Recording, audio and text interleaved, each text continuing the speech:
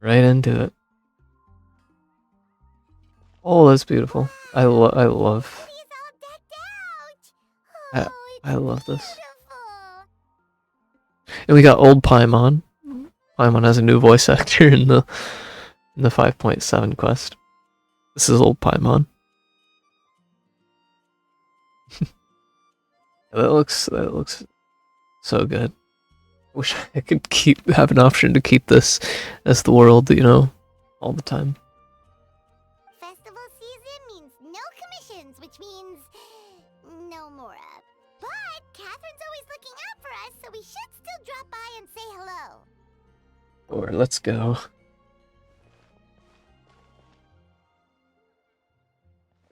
You have returned. Paimon. Hi, Catherine of Mondstadt. Still doing the whole no commissions during Windbloom thing? Why you want to do commissions, Paimon? In general, Or do you just yes. want more? The people of Mondstadt don't delegate their work to others this time of year. But But There's a commission. feel free to take a look around. I think you'll pick up on something unusual. What may that be? take a look around, huh? There's just one person. It's finally Windbloom. And here I am ruining everything. You're a bit tired. No big deal. Give it some Little time. people. How about doing something fun tonight? We could take a stroll or go stargazing. Oh, I remember them. Stargazing? Like we'll find a spot. You know people start reserving places on Star Snatch Cliff the moment the sun goes down. Reserve places on Star Snatch Cliff. Sorry, I'm just not in the mood. I should go. Whoa! Something's off with Beatrice. She would never give up a chance to talk to Quinn. This is weird. Oh, you're leaving? I can walk you home. No, it's okay. Thank you. I just need some time to myself. Besides, there's still something I need to do. The truth is, Quinn, not long ago, What is it? Is there something wrong? Never mind.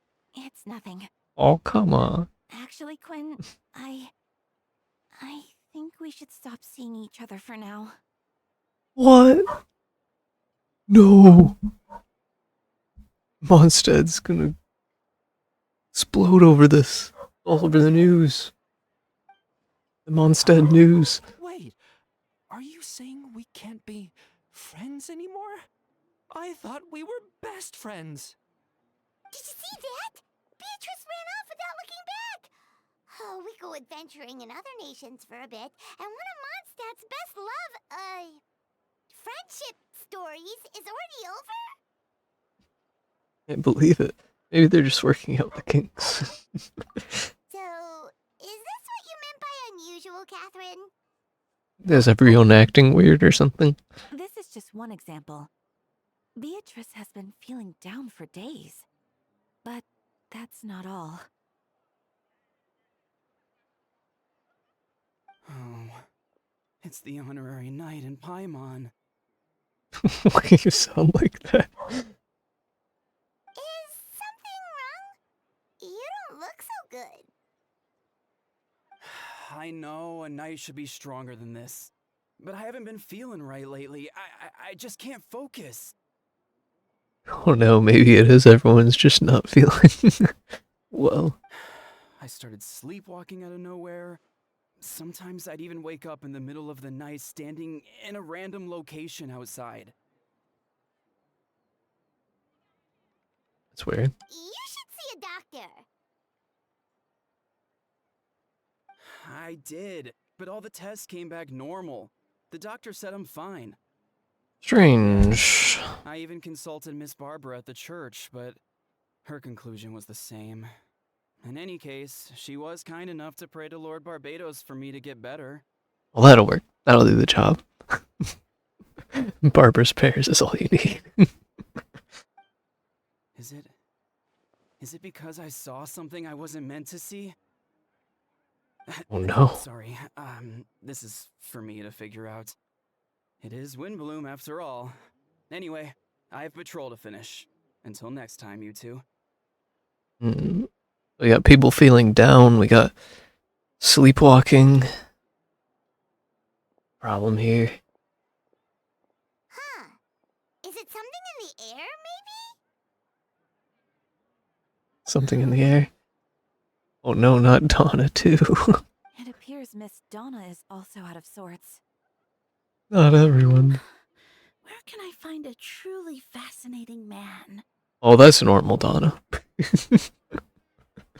That's normal. Wait, but Donna is the one who has a huge crush on Diluc, right?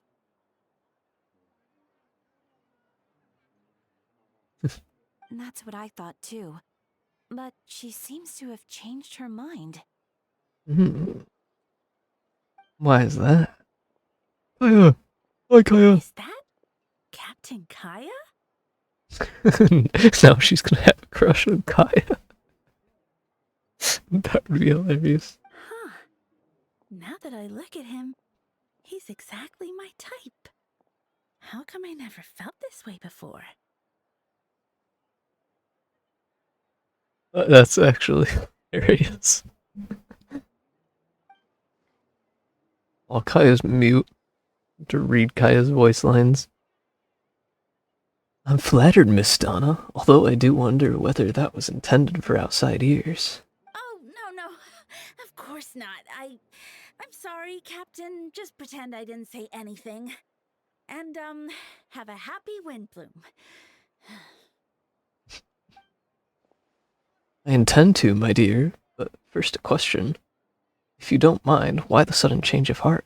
I was under the impression Master Diluc was the object of your affections. Good question, Kaya. So, you knew about that? Well, Master Diluc came into the city not too long ago, but when I saw him, it was like the butterflies just weren't there anymore. If I had to compare it to something, it would be like waking up and realizing you're married to a man you don't love. But then I saw you, and it wasn't that something was different about you. I can't really explain it. It was just a feeling. I understand, and am flattered I was able to bring back the butterfly. But I do need to see some business, so I'll take my leave. Oh, here he comes. Well, surprised to see us? Not at all. You are the exact two people I've been trying to find. So, Chili Dog Paimon, how have you been? All good. How about yourself and the rest of the Knights of... The answer to that requires a private conversation. Catherine, do you mind? Not at all. Have fun, you three. Oh, she actually included You Paimon. said you were looking for us. Yes, Jean sent me to find you when she heard you were back in Mondstadt. But let's discuss the finer details back at headquarters.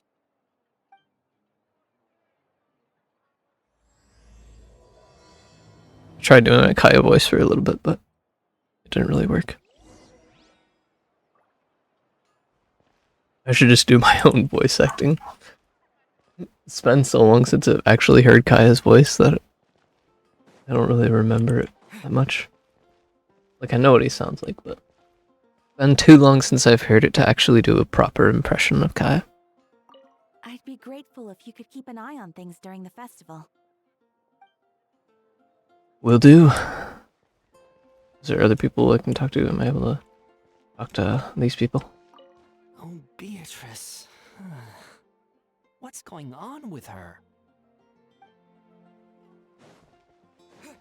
Don't worry. I'll find a way and work things out. Should I turn my attention to Captain Kaya? Oh, but it's not like Master Diluc did anything wrong. These people have anything to say? It's festival season again. I wonder what this year's Windbloom is going to be. I know. I can't wait to find out. Let's go to headquarters. Probably many more people I could talk to, but that's one thing I've always nice about Genshin Impact is they always have the characters, even just random NPCs that not much people are gonna talk to. They give them even one or two lines just randomly, and it's nice. That's not the Knights of Oni's headquarters. Headquarters is up there.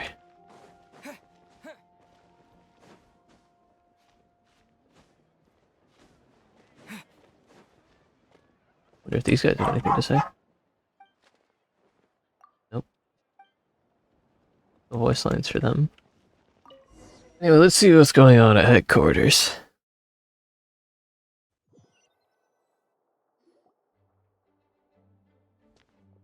Got Eula and a couple Kaya, knights. you found them. Yep, I managed to track them down. Good. With what's about to happen, it's great to have you in town. Whoa! What's about to happen? What's going on? Headquarters are packed. 3 people. Honorary Knight Paimon. Oh, it's an honor to meet you. I believe introductions are in order? Note? His name is Note? Allow me, you have Note, captain of the 2nd company. Chiron, captain of the 3rd company. Eula, captain of the 4th company. And me, of course, captain of the 9th company.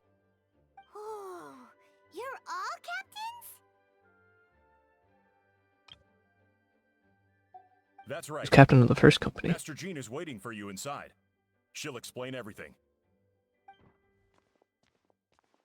Jean voiced? Please tell me Jean's voiced.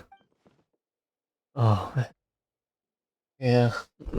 Everybody's just gonna be mute. Really, Dog Paimon, thank you for coming.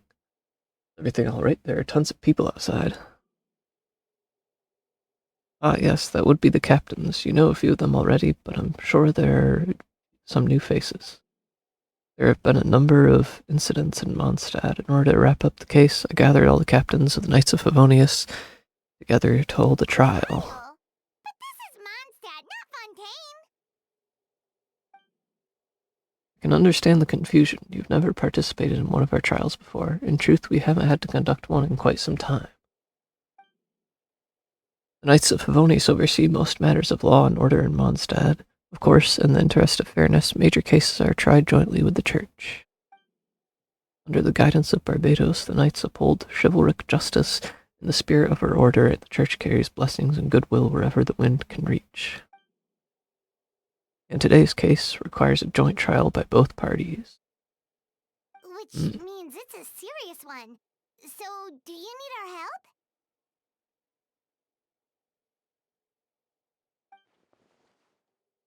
Hold on, the group of people we saw in the corridor just now. There was someone missing. But why would we think, where's Albedo? Like, I mean, if you're asking that question, where's Klee? Where's, Amber? Where's Lisa? You know, is Albedo a captain or something? I don't know. Where's Albedo? He's the captain of the investigation team, but we didn't see him out there. Just weird that Albedo was the first one to come to mind. Keen observation, Chili Dog. That happens to be exactly why I called you here. In the upcoming trial against Captain Albedo, we will do our utmost to understand the facts of this case and deliver a fair and impartial verdict. Albedo is the one on trial? What did he do? Jean, it's time. Understood. Chili Dog Paimon, come with me.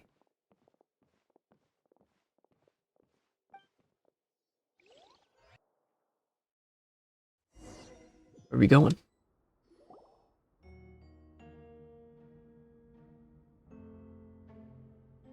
There's Sucrose. D-Luke? I don't think a usual trial room just has one seat in the middle. This doesn't look like a normal trial room. Please sit wherever you like. Kindly ask that you remain calm no matter what you hear. I need to head over there.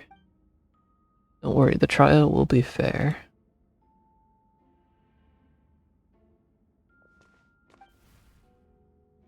Now that everyone is gathered, let us begin. Man, we're getting right into it, aren't we? With Grandmaster Varko away from Mondstadt for the time being, I, Jean Gunhilder, will oversee today's proceedings. Mr. Dahlia, Deacon of the Church of Favonius, will serve as assessor. As representatives of our respective organizations, we will ensure a just verdict in this case. There's Rosaria as well. Oh, that's a new face. Deacon of the church. Does that mean he works with Barbara and Rosaria? I would assume so. The defendant in today's case is the captain of the investigation team, Albedo. Is that the real Albedo? The real Albedo has the mark, right? So that would be real Albedo, but we do know that the fake Albedo does know how to put the mark on. I don't know. Could be fake Albedo. I don't know. Albedo, what did you do? Certain aspects of this case are classified and it remains uncertain whether the alleged victims are citizens of Mondstadt. As such, this trial is not open to the public. The identities of the victims are still unknown. Strange. If guilt is established in this case, all facts will be made public after the final verdict is delivered. Now the captain of the logistics company, Miss Hertha, will present the charges. The court appoints Mr. Kaya to speak on Mr. Albedo's behalf. Are both parties ready to proceed? Yes. Ready to proceed. Miss Hertha, the floor is yours. Prior to this trial, the Knights of Favonius, in conjunction with the church, launched an investigation into Mr. Albedo for suspected murder and unlawful disposal of human remains. Murder?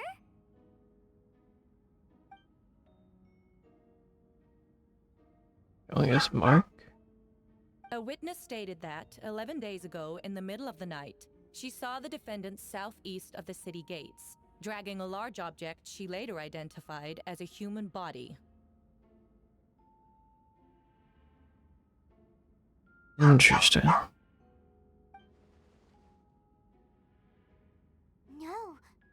There's no way. We now call that witness to the stand. Beatrice, please tell us what you saw. So is that why Beatrice is acting down? Or is down, I don't know. Interesting. Beatrice, so is that what she was trying to tell Quinn earlier? Well, I was out late that night on business. And when I came back, I saw someone in the moonlight that looked like Mr. Albedo. He was dragging a huge bag of some kind. I thought it was strange, so I followed him. Then, there was a sudden flash of golden light. The bag opened, and inside there was a body. Mr. Albedo's vision allows him to manipulate the ground with ease. So he buried it, and then removed any traces on the ground. Before he left, it seemed like he looked in my direction. Maybe it was just the other Albedo's body. Imagination, but I was terrified, thinking he might kill me too. Luckily, he didn't see me.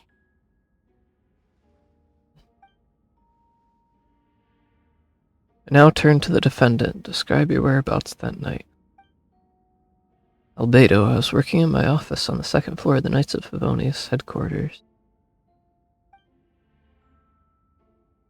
That's right. The next day, the defendant submitted his latest environmental report on the Dragon Spine region. Considering the length of the text, it must have taken a considerable amount of time to finish. Can anyone attest to the fact that the defendant was working in his office that night? No. Wow, Kai. You're such a help. Then the length of the report is not a sufficient alibi. Does anyone have the report?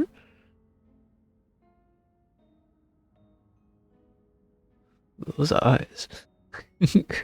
Most of the time, I mean, Dahlia never really looks intimidating, but why does Dahlia look intimidating here? If the crime did occur as you described, then what about the body? You mentioned joint investigation. Well, was the body recovered? That's true. But does Beatrice even know where? Not yet. Did they look?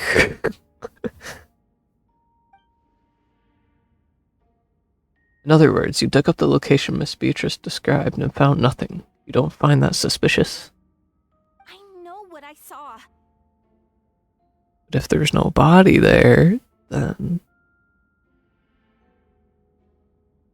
you know, you can't really prove anything. I'm telling the truth, Miss Hertha, I swear. Also, didn't you say that speaking out would help protect the people of Mondstadt?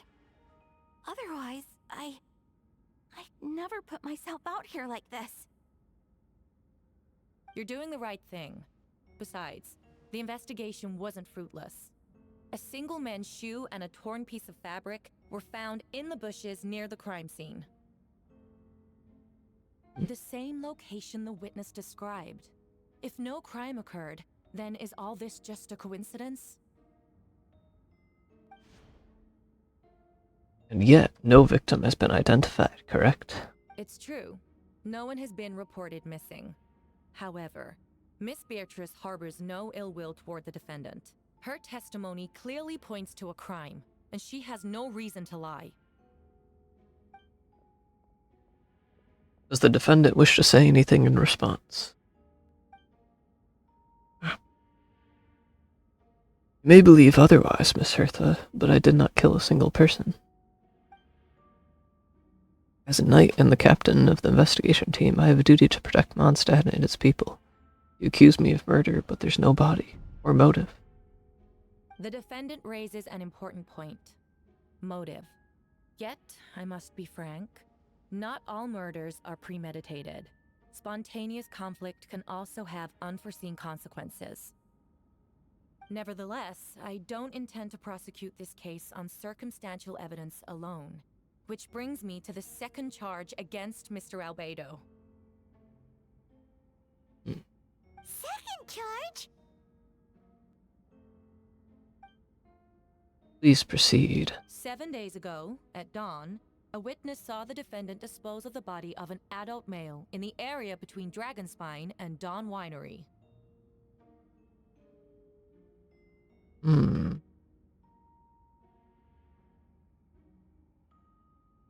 I now call the second witness to the stand. It's Miles, isn't it? Wait, that's... Oh, it's D-Luke. It makes sense, D-Luke. He is usually at the Dawn Winery. D-Luke Ragenvindar. Is that D-Luke's last name? How do you even pronounce that? I'm gonna say Rainvinder. Ranvinder. I'm gonna say Rainvinder, I guess. Please tell the court what you saw. I don't remember D-Luke's voice.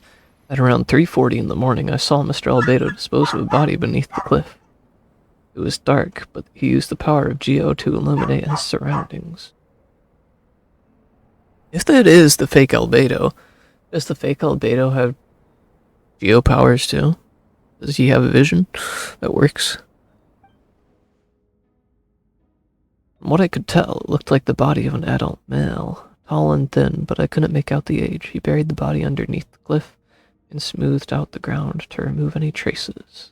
We now have accounts from 2 separate witnesses that describe the same modus operandi.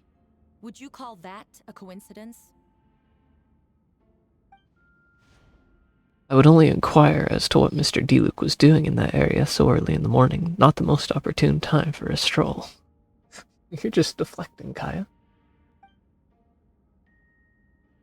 Is there such a thing? Dawn Winery is my home. Not unusual for me to take walks in the area. I just happened to be in the right place at the right time, that's all. Master Diluc is a well-respected figure in Mondstadt. I see no reason for him to frame Mr. Albedo, yet the question remains, where are the bodies? Before you suggest a lack of evidence, Mr. Kaya, you should know. After the defendant left that morning, the witness found this where the body was buried. What is that? And this is? It looks like the teeth and femur of a human. Now, it does beg the question, if the burial was fresh, why is this all that remains of the body? But I suppose Mr. Albedo is the only one who can answer that. Maybe Albedo, maybe his powers did something, I don't know. Careful now, Master Diluc. I do believe I hear a presumption of guilt in there somewhere. These remains suggest an accelerated rate of decomposition.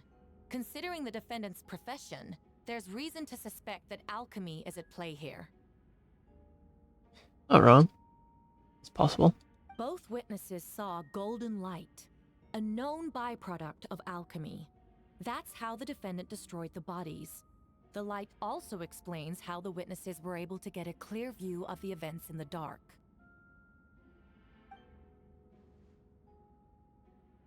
So that's your angle. Alchemy.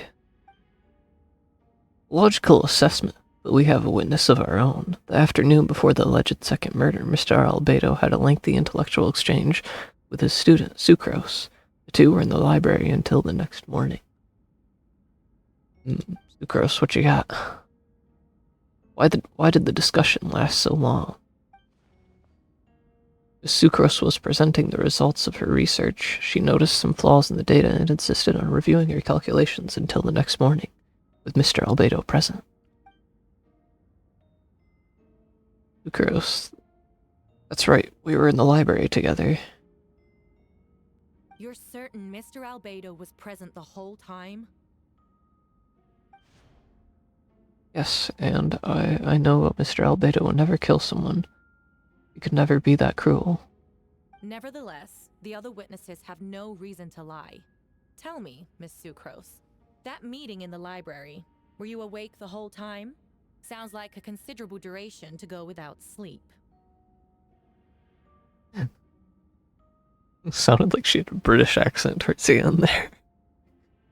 Is she from England or UK and just slipped that accent? Just listen to that. Nevertheless, the other witnesses have no reason to lie. Tell me, Miss Sucrose, that meeting in the library, were you awake the whole time? Sounds like a considerable duration to go without sleep. Considerable, it sounds so British. Gross. Oh, I do hope you can be truthful with us. It concerns the safety of countless Mondstadt citizens. A crime like this cannot go unpunished.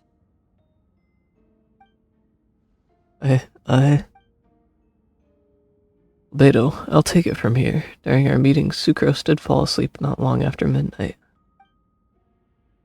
It's alright, Sucrose, you don't have to lie for me. This is a sacred place of judgment. Truth is paramount. Mr. Albedo.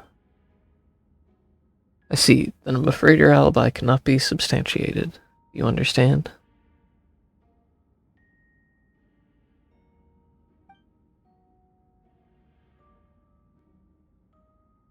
Yes, I know claiming innocence without proof isn't enough.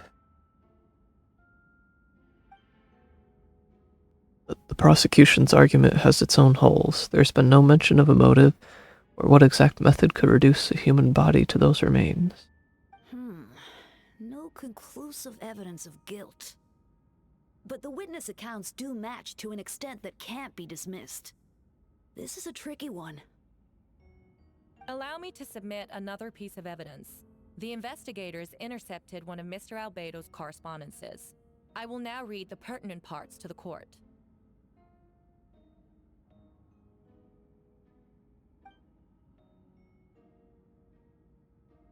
Correspondence. Oh no, that envelope does look like it belongs to Mr. Albedo. I have never abandoned the subject of human research. In fact, delving deeper into Dragonspine has led me to realize that the concept of life could be further expanded and transformed into that of birth. The mystery of human birth is often linked to death. As such, death is the most suitable material for the creation of new life. They're just revealing all of Albedo's research secrets. Of putrefaction and refinement.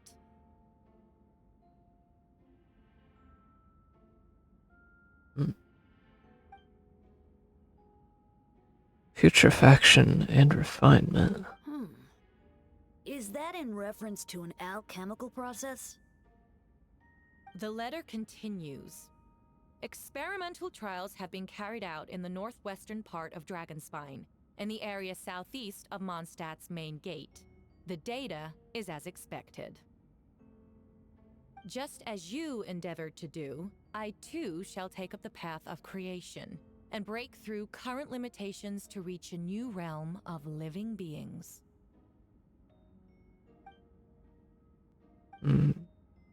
Just the investigators have confirmed this to be the defendant's handwriting, and that the letter makes more than passing mention of putrefaction and refinement. Correct. Not to mention, the locations indicated in the letter match both crime scenes. What more Really? can we trust than the defendant's own words? No, it can't be true.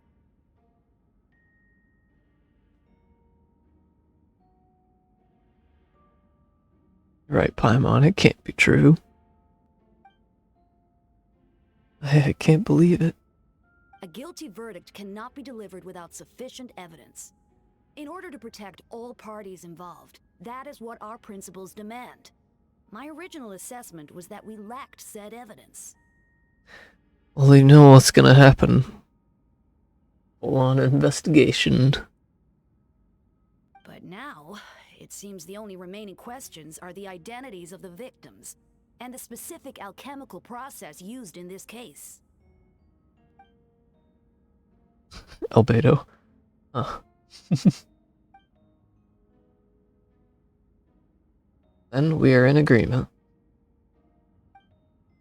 The evidence is conclusive on the charges of murder and unlawful disposal of human remains. Court finds the defendant guilty. It's not surprising after the lack of evidence that we have. People in attendance appear shocked. No one can believe a kind and well-mannered person like Albedo could commit such a crime.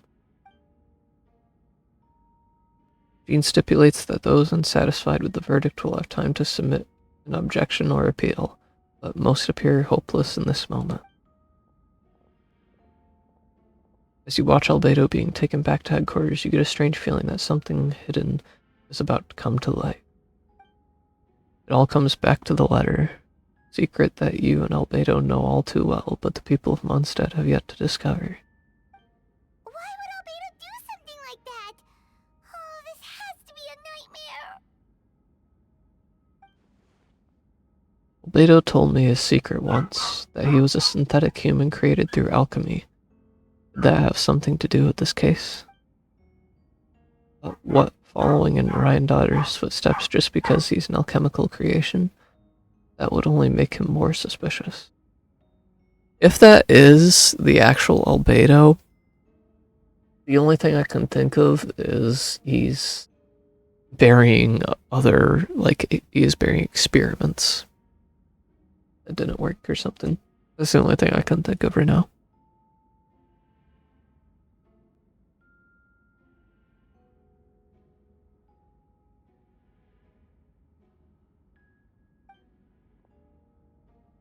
Rosario, Well, this took a turn for the worse. Rosaria! Oh, when did you get here? Been here the whole time. I happen to have a message to pass along. For us? Yes, you're needed at Star Snatch Cliff. He's waiting for you there. Who is he? Let me guess, Venti? Rosaria, you'll know when you get there. Go on now. Time is like the wind. It waits for no one. Gotta be Venti, right? Really the only person that wasn't there.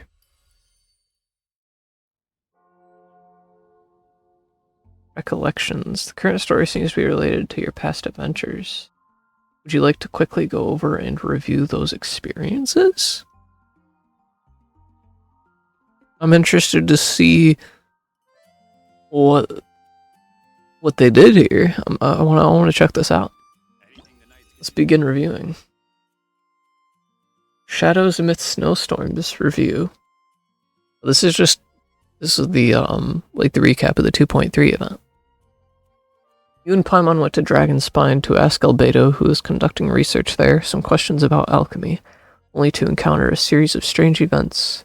Strange soft noises echoing through the mountains that could not be traced, the ransacking and theft of alchemical notes at the campsite, Albedo disappearing after a chat outside a cave but having no memory of the incident. At the same time, Eula encountered Albedo elsewhere in the mountain attempting to lead a child away, and he attacked Eula upon being discovered. You were able to confirm the presence of a mysterious figure impersonating Albedo. A running battle ensued, ambushing and being ambushed, hunting and being hunted. In the end, Albedo eliminated the giant mutant Whopperflower posing as him, yet there were more than 2 people wearing that face on the mountain. Yeah, what I can remember from that is there was 3 Albedos, and we killed the one that turned into a Whopperflower. But there's still another Albedo. Very possible. Who knows? There could be even more Albedos, but there's at least one fake Albedo still out there. So even when you do see Albedo, you still really don't know if it's the real Albedo. Even though right there I do think that was the real Albedo in the court there. Yeah, let's go to Star Snatch Cliff, and I'm assuming it's gonna be Venti here that we're meeting. It'll be someone else though.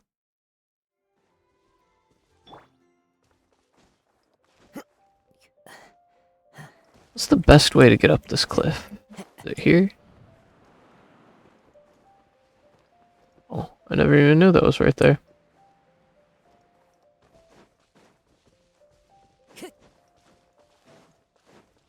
Into the wind.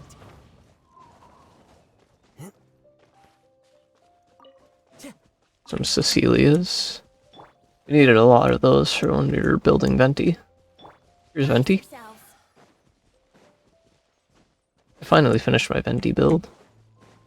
He's so bad now in the meta. It's like he doesn't even work in almost any team. He's almost useless at this point. Where? Oh, there's Venti. Meeting Venti as Venti. I knew this Venti. I didn't actually know, but I figured it'd be Venti. I could hear your arrival upon the wind. Were you looking for me? I thought you were looking for us. Venti, did you send us that message? No, I did. What are you doing here, Dahlia? Whoa, where did you come from? Wait, Venti, do you know this guy? His name is, what is his name again? Didn't think I was that unmemorable. I'm Dahlia, Deacon of the Church of Favonius, and Herald of the Animo Archon Barbados. Not gonna forget next time, right? You called us here so we could meet with Venti? That's right. I noticed you during the trial. The legendary honorary knight. You seem to have a lot of thoughts on your minds, so I thought we should have a chat. After all, I am the Herald of Barbados.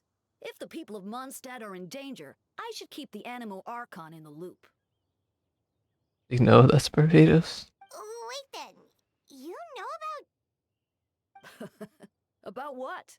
The fact that my tavern-hopping nomad of a friend is Barbados himself? Oh, so he does know. Don't worry, Dahlia and I are close. He knows everything. He's one of those few people that actually know. Besides,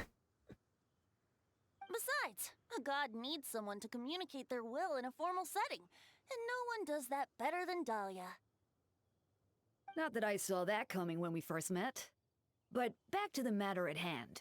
I believe you two already know about Albedo's background. If you mean his true identity, then yeah, we do. So, you know too, Venti? That's surprisingly Archon-like of you. Ah, well, I knew from the moment Daughter and Alice brought Albedo to Mondstadt. When those two are in town, no one can afford to slack off. The Kryda Prince, a perfect specimen of synthetic life. At this stage of the case, there are countless questions surrounding Albedo's motive. His true identity is a potential weakness. A synthetic being loses control of their sanity and goes on a killing spree. That's how a novel would frame the story, and people are inclined to agree. Albedo has told us before that humans often value the ordinary over the transcendent and miraculous. And the slightest difference is perceived as other. A very common phenomenon.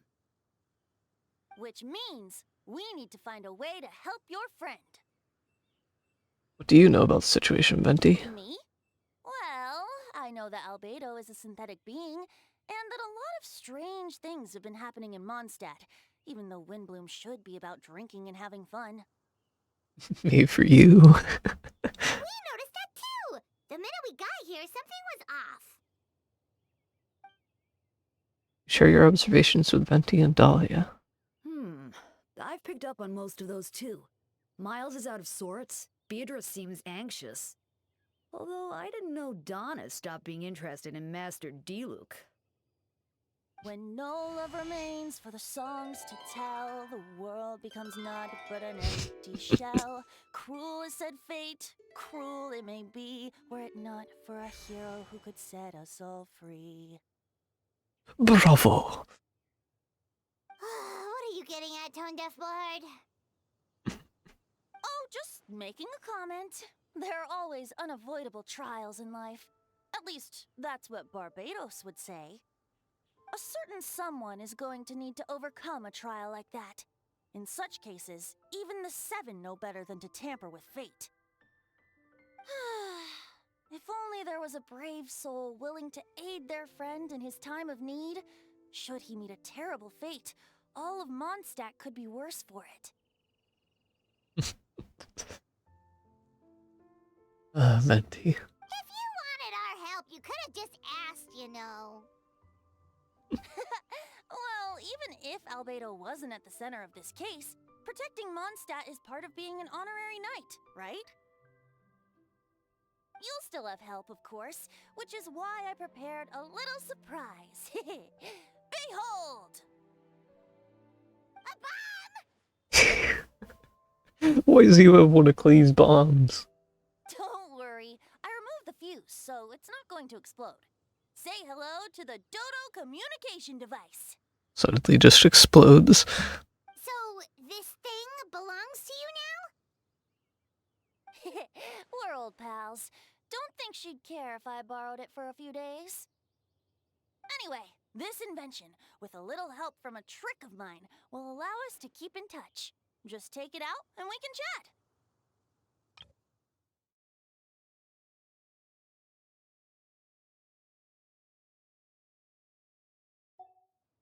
Do our best to uncover the That's truth. all I ask. No matter what comes, you have the wind on your side.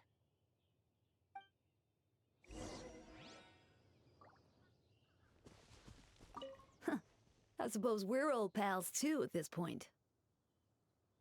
Indeed. Your companionship is like a breeze that lingers in the air, warm and familiar. What a poet. In all this time, I've never witnessed Lord Barbados approach anything in a serious manner. Perhaps this time, I'm in for something special. Barbados? Serious? Oh, you give him too much credit. Hardly. It's not blind faith, you know. I've always had unwavering belief in the animal archon.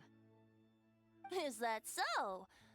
I wonder what Barbados thinks about that.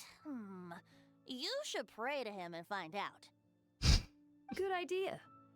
I'll tell him I still haven't deciphered his drunken musings from our 3 trips to the tavern last month.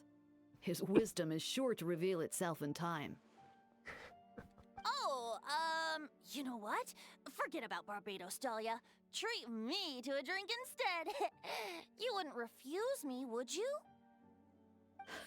A dear friend like you? Never. I love Venti Dolly interactions already.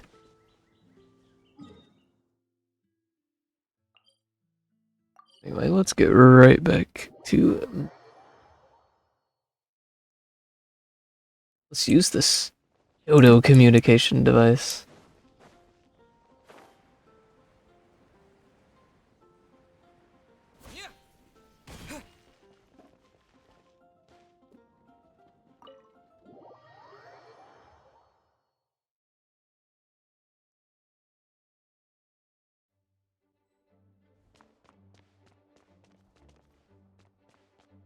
You're supposed to go back out there.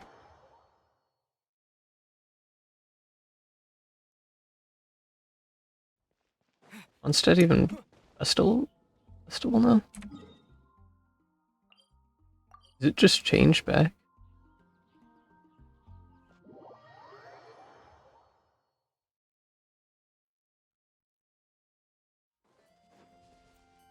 What? As soon as we leave the city, apparently it's just... they took down all the decorations? Why is that? You have to... That's just weird. Never seen anything like that before. Well, let's return to special story mode, I guess.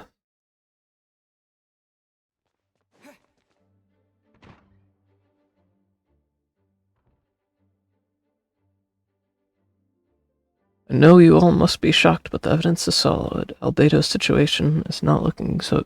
I still don't believe Albedo would do something like that. Using living people as alchemical test subjects? It's like something out of a novel. Perhaps it's best for me to remain impartial, but I've worked with Albedo before. He's an alchemist, not a sadist. Version of events is as hard for me to accept as anyone, but Varko once said Albedo is very different from the rest of us.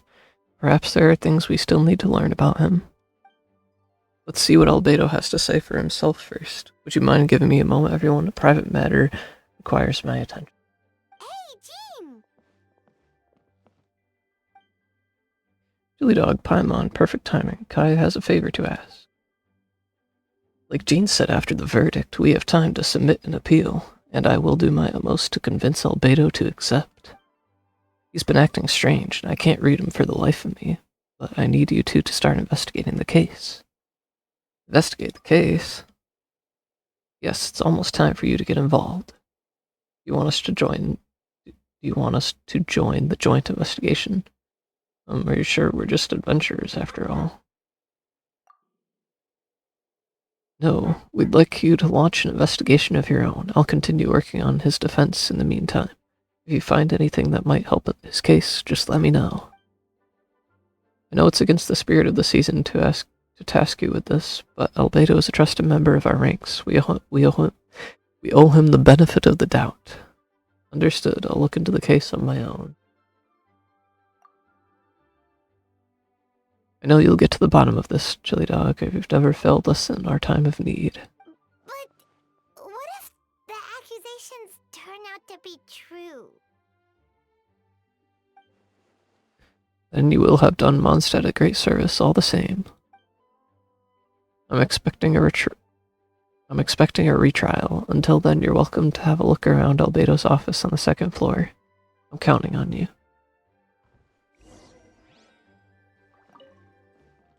Thank you for agreeing to investigate. We're counting on you.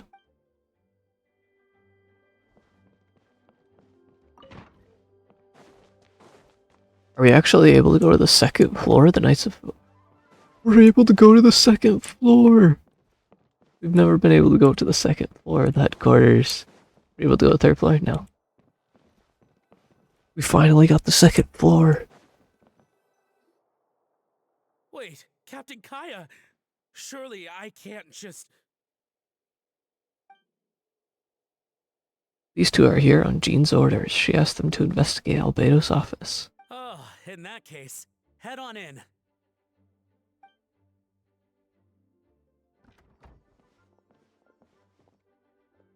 So this is Albedo's office. Pretty much exactly how Paimon pictured it. Just an experiment room.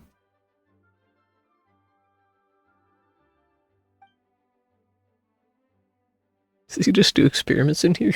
What if an experiment goes terribly? Alright, I have some work of my own, so I'll leave you to it. Good luck, you two. Right back at ya.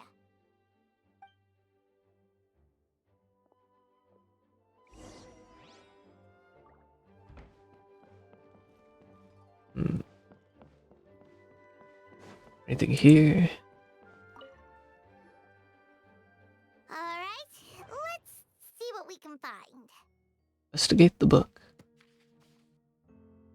Stack of books on the desk, mostly relating to alchemy, environmental science, and life science. Some of the pages have been marked with alchemical symbols, and others have S-shaped on triangular symbols drawn on them. Any potential meaning is unclear. Wow, these books are so fancy. Albedo must have gone to great lengths to get them. Investigate underneath the book. After moving the book, the desk looks almost empty. I don't think there's anything underneath the book. Your hand slipped while moving the book, causing the hardcover book to strike the desk. The resulting noise is a bit unusual. It's subtle, but to an experienced adventurer, it sounds too hollow, almost like there's a compartment within the desk. Investigate underneath the desk. Wait, it looks like there's a hidden compartment under the desk. There does appear to be a compartment added to one side of the desk. It was very well hidden. The lock mechanism is complex and seems to involve elemental power in some way. Perhaps you could try using the power of Geo. Yeah, we do have Geo power ourselves. The hidden compartment opens. Inside lies a piece of paper with more information. Investigate the paper. Festering is also a manifestation of rot. When festering forces and a sufficient amount of life energy collide, the two will repel each other, triggering a powerful side effect. When I tested this in an alchemical experiment, the results of the refinement were startling. Breaking through the shackles of life, the simulation of blank project. I must take advantage of this opportunity. The name of the project is blotted out in ink. What could it be? Forbidden project? The note mentioned festering forces, which suggests that Dragon Spine could be involved somehow. Remember the weapon that was called Festering Desire, I think it was. I don't have it because I didn't do the event, but... If this has something to do with creating synthetic life, would Albedo go that far for one of his experiments? No, that can't be. Amid the notes is a map with a few markings on it. 2 of the marked locations correspond to the crime scenes, and the third appears to be in Dragonspine. So you have that one by the pond. You have the one over near Dragonspine. And one in Dragonspine that looks to be on the mountain in between there and the Bone Age, whatever thing. So shall we head there? It's a hard pill to swallow, but if the results of the joint investigation are correct, there could be a body hidden in that last location, or at the very least, what remains of one. Huh. What does this mean? think something might also be buried at the last location? Alright, that seems to be it for this place. We should go tell Jean what we found.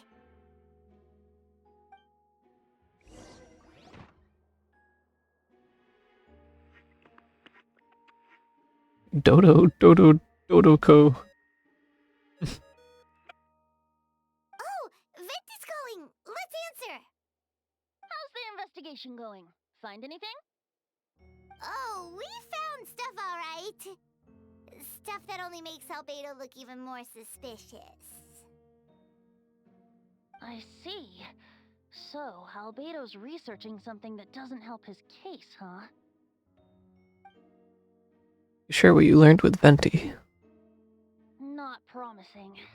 We should be grateful Albedo's true identity remains hidden. If it gets out that he's one of Rhindaughter's creations, there'd be no separating him from her past.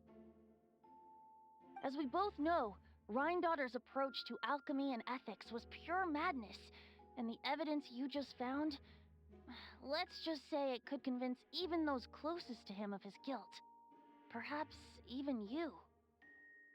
I don't think the handwriting was faked, and the notes also sounded like him. Then it comes down to trust. Do you trust Albedo? I don't know, but I want to. Absolutely, I do. Yeah, he's our friend. We should keep the faith. And if he really is the culprit, he must have had a reason, right? Yeah. Maybe he's just not allowed to talk about it. Yeah, that must be it. Either way, a fair investigation means coming to a conclusion presented by the facts. Does that mean even Venti no longer believes in him? Remaining objective has its own value. Remember, none of this is your fault. Just report back with an honest assessment of the facts. Yeah. Well, let's go find Jean and tell her what we learned. Wait, that's Miles. What is Miles doing? That honestly kind of scared me. I did not expect that. Oh, sorry. I heard voices and wasn't sure if I should check who was inside. So you creepily pick your peek through the corner. It's okay. We're here on Jean's orders. Ah, I see. I'll, leave you to it then. Hold on. You didn't hear what we were saying, did you? Oh, not really. Nothing that made sense anyway. Well, do us a favor and just forget anything you might have heard, okay? Oh, sure. You got it. That map we found in a hidden compartment seems important. We should check out the marked locations. Alright, let's see what we can find.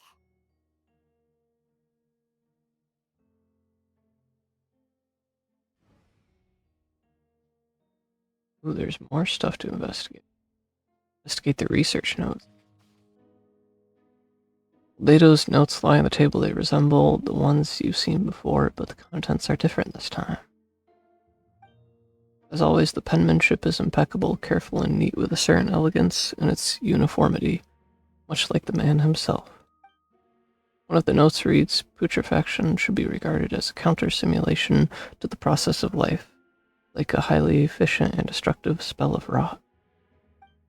Upon use, the target will decay within an extremely short period of time, turning into dust that is nearly invisible to the naked eye before dissipating into the air."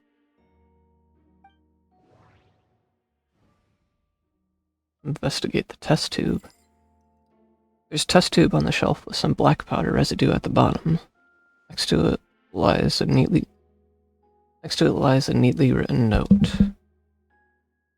Chalk is the next stage after soil, but the current available materials are still insufficient to construct a stable structure. Nope, no idea what that means. Not sure if it's too hard for Paimon or too hard for anyone outside this line of work. Investigate the lockbox on the desk.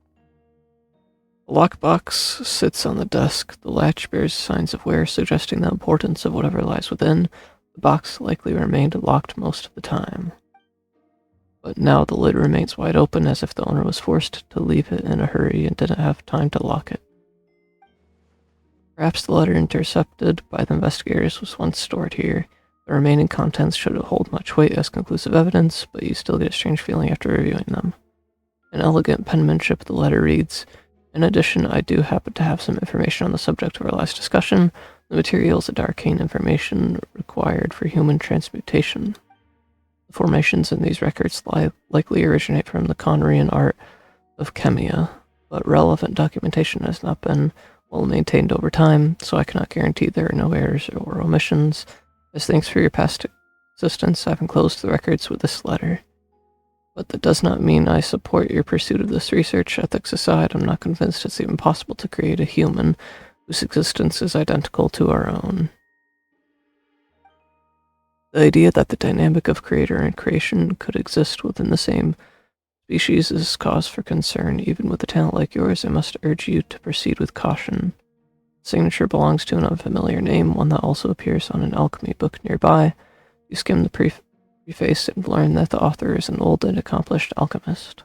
The person is likely a friend from Albedo's academic circle, someone who owed Albedo a favor, but also urged him to refrain from conducting dangerous research." Human transmutation? Is Albedo seriously looking into that? Ooh, Paimon doesn't want to think about that. Regular alchemy stuff, I guess. Doesn't look good, but this letter can't directly prove that Albedo did anything. Besides, a technique like that must be too dangerous to share with the public, right? That's why it wasn't brought up during the trial. Yeah, that's probably why. And that looks like everything.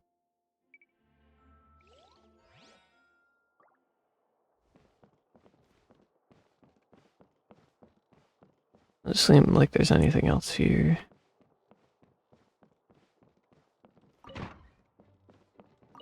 Since you have Master Jean's permission, you're free to investigate the office anytime.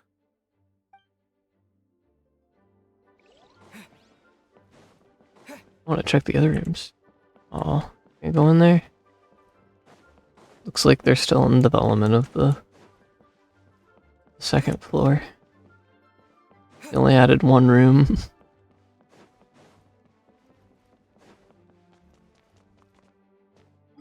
Just have to wait for the next Mondstadt quest to get more of the headquarters.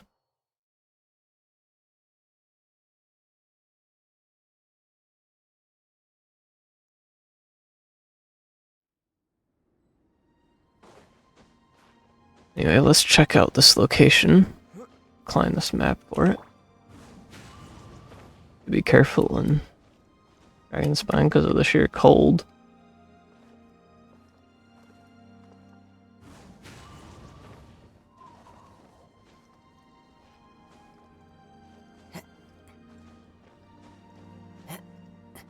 Yeah, we're probably gonna run out of stamina if we go up with that little.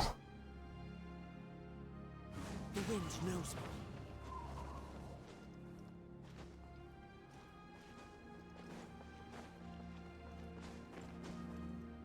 Almost there.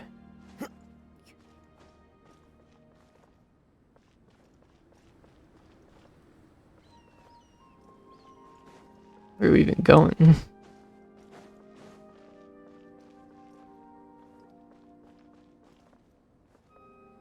Oh, there.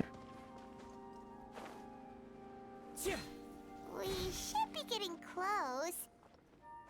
Oh, look over there! Something seems off. Carefully examine the ground. Although everything is covered in snow as a seasoned adventure, you notice a spot on the ground that looks quite different from its surroundings. You remove the snow and find a sizable hole underneath, large enough to fit a human body. But the hole is completely empty, and the surrounding markings make it look like something was dug up. Did an animal do this, or some monster? Weird. There's a hole, but no body.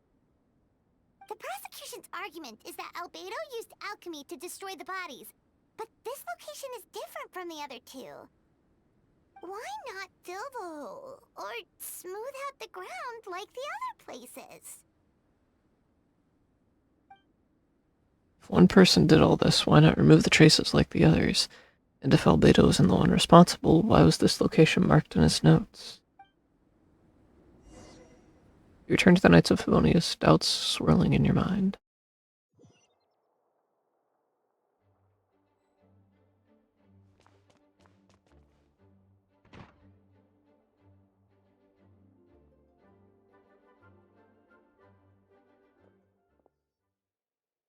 You're back. Did you find anything? Yeah, but none of it helps Albedo's case.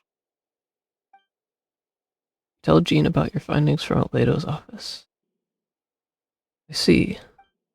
Complicated result, but your efforts are appreciated. Did Albedo submit an appeal? Yes, he asked for a retrial. There are still questions surrounding the identities of the victims and the disappearance of the bodies.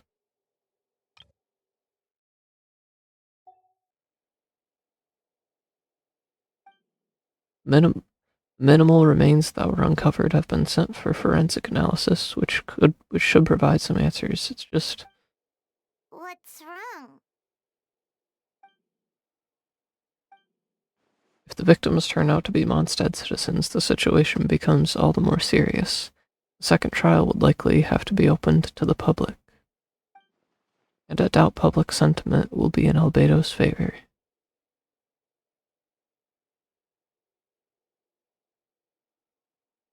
I read you.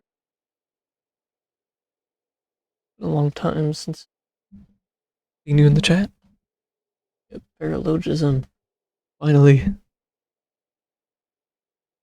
This quest is so good so far. I love Mondstadt. The only thing is I really wish the characters were voiced. Voicing the characters. I'm the one doing the voice acting now. I took their jobs. Yeah, not when the charges are so serious.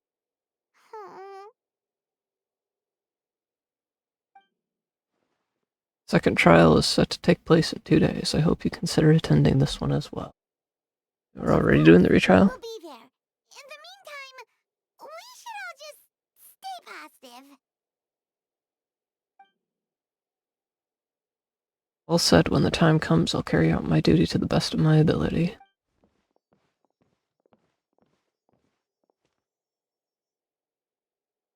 Why is Miles always... Bro, this dude is always spying on us.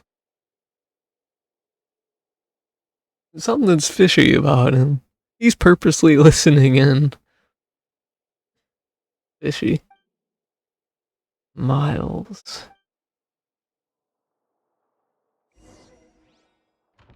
You're acting suspicious, Miles. Something's up with you.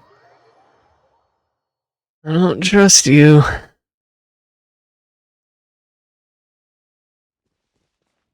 Wait until 2 days later.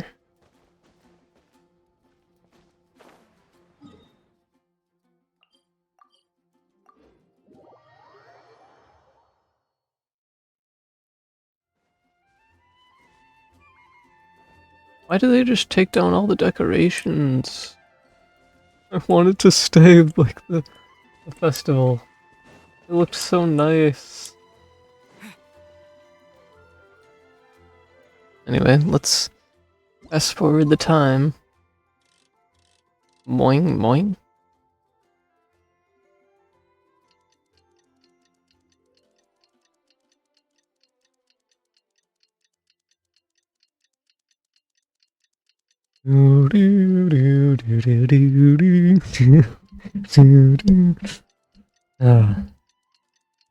Can it go a little faster, you know? Feels like I'm waiting an actual 2 days. We should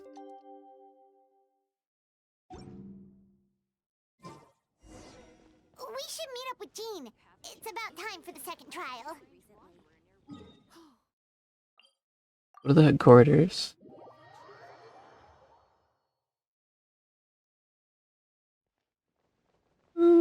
Boing. We probably gotta switch it to special story mode again.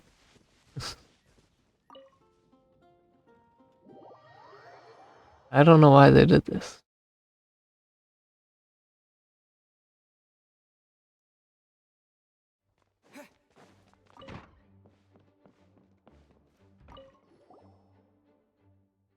You two, let me know if you're ready, and we'll head out.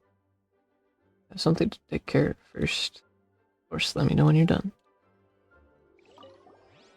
Yeah, I'm ready. I just wanted to see what it said. Alright, follow me. Time for the retrial. Hopefully this will go a little better.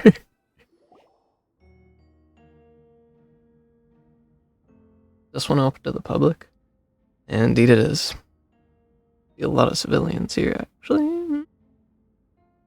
You would think if it was open to the public there'd be more civilians. I don't think this one's open to civilians either. Ladies and gentlemen, we now convene for the second trial against Mr. Albedo. I, Jean Gunhilder, will once again oversee the proceedings. Representatives on both sides remain unchanged, and Mr. Dahlia will continue to serve as assessor. Ms. Hertha represents the prosecution, and Mr. Kaya speaks on behalf of the defense. The defendant in this case is Mr. Albedo, captain of the investigation team. With that, I now bring this trial to order.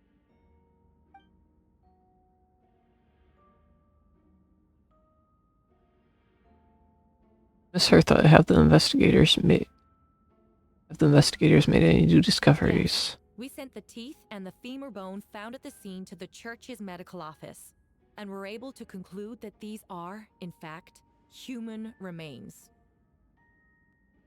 Okay. In addition, the investigators were able to identify several Mondstadt citizens who appear to have been missing for quite some time. Quite some time. Like how long? Forensic analysis of the remains allowed us to pinpoint the age and gender of the deceased. Interestingly, one of the missing individuals matches that profile to a T.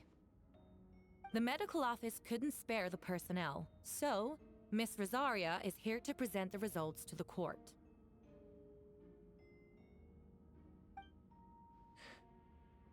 Hanselman, male, 46 years old, marital status, single, occupation, hunter, consistent with the conclusion in the last trial. His disappearance went unreported, likely due to the lack of his relatives.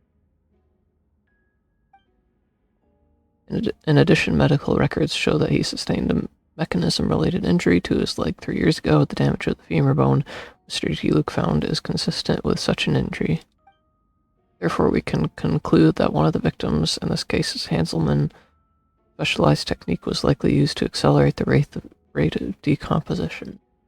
Is it reasonable to assume this technique to be alchemical in nature? Alchemical or magical, both are possible. Thank you for your testimony. The identity of one of the victims is now confirmed. But what about the defendant's motive? Considering what he wrote in the letter, we can deduce that the defendant needed subjects for an alchemy experiment. Who better than individuals whose disappearance would go unnoticed? In other words, he sacrificed the good people of Mondstadt for his own gain. A truly vile act. Albedo. In addition, another witness has agreed to testify. Miss Donna, if you would. What does Donna have to say now? Another one, huh? Wait, Donna from the flower shop? I'm sorry it took so long for me to come forward.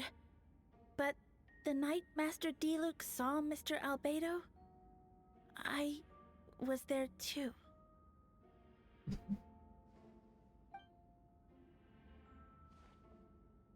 I was camping with a friend and we decided to stop near Dragonspine. I couldn't really get comfortable that night, so around dawn, I decided to go for a walk. And that's when I saw Master Diluk. I thought it might be nice to, chat. So I headed in his direction, and then I saw it. Someone at the bottom of the cliff was getting rid of a body. I was terrified the person might see me. Even after I fled, I couldn't shake that fear. And I started to wish I never had a crush on Master Diluc in the first place. What does that have to do with Diluc? If I hadn't wanted to talk to him, I would never have been in that situation. I didn't want to come forward because I was scared. But Miss Hertha convinced me it was the right thing to do.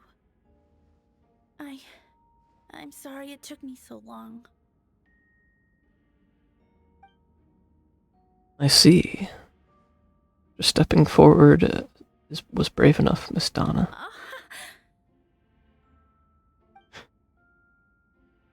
Now she's gonna have a crush on Diluc again.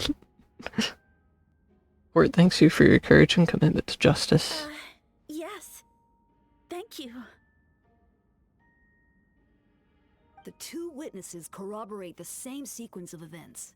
That just leaves the question of how the defendant disposed of the bodies. I believe the answer lies in the alchemical technique mentioned in the letter. The defendant is the most accomplished alchemist in Mondstadt. He has the skill, no question. Special investigator also uncovered some relevant evidence on that subject. I will now present it to the court. Wait, does she mean... The evidence we found in Albedo's office? The following are pieces of evidence uncovered in Mr. Albedo's office, the most important of which is this map. There's the 3 locations. This map was found in the defendant's notes. The markings correspond with the description in the letter and the locations of the crime scenes. Does this map belong to you? Albedo knows. Interesting. Yes. Were you the one who marked these locations? Yes. You do realize that's basically an admission of guilt, don't you? The evidence against you is nearly insurmountable. Sucrose comes in. No. Since you uncovered that compartment, I might as well expound on the matter. We have witnesses and physical evidence.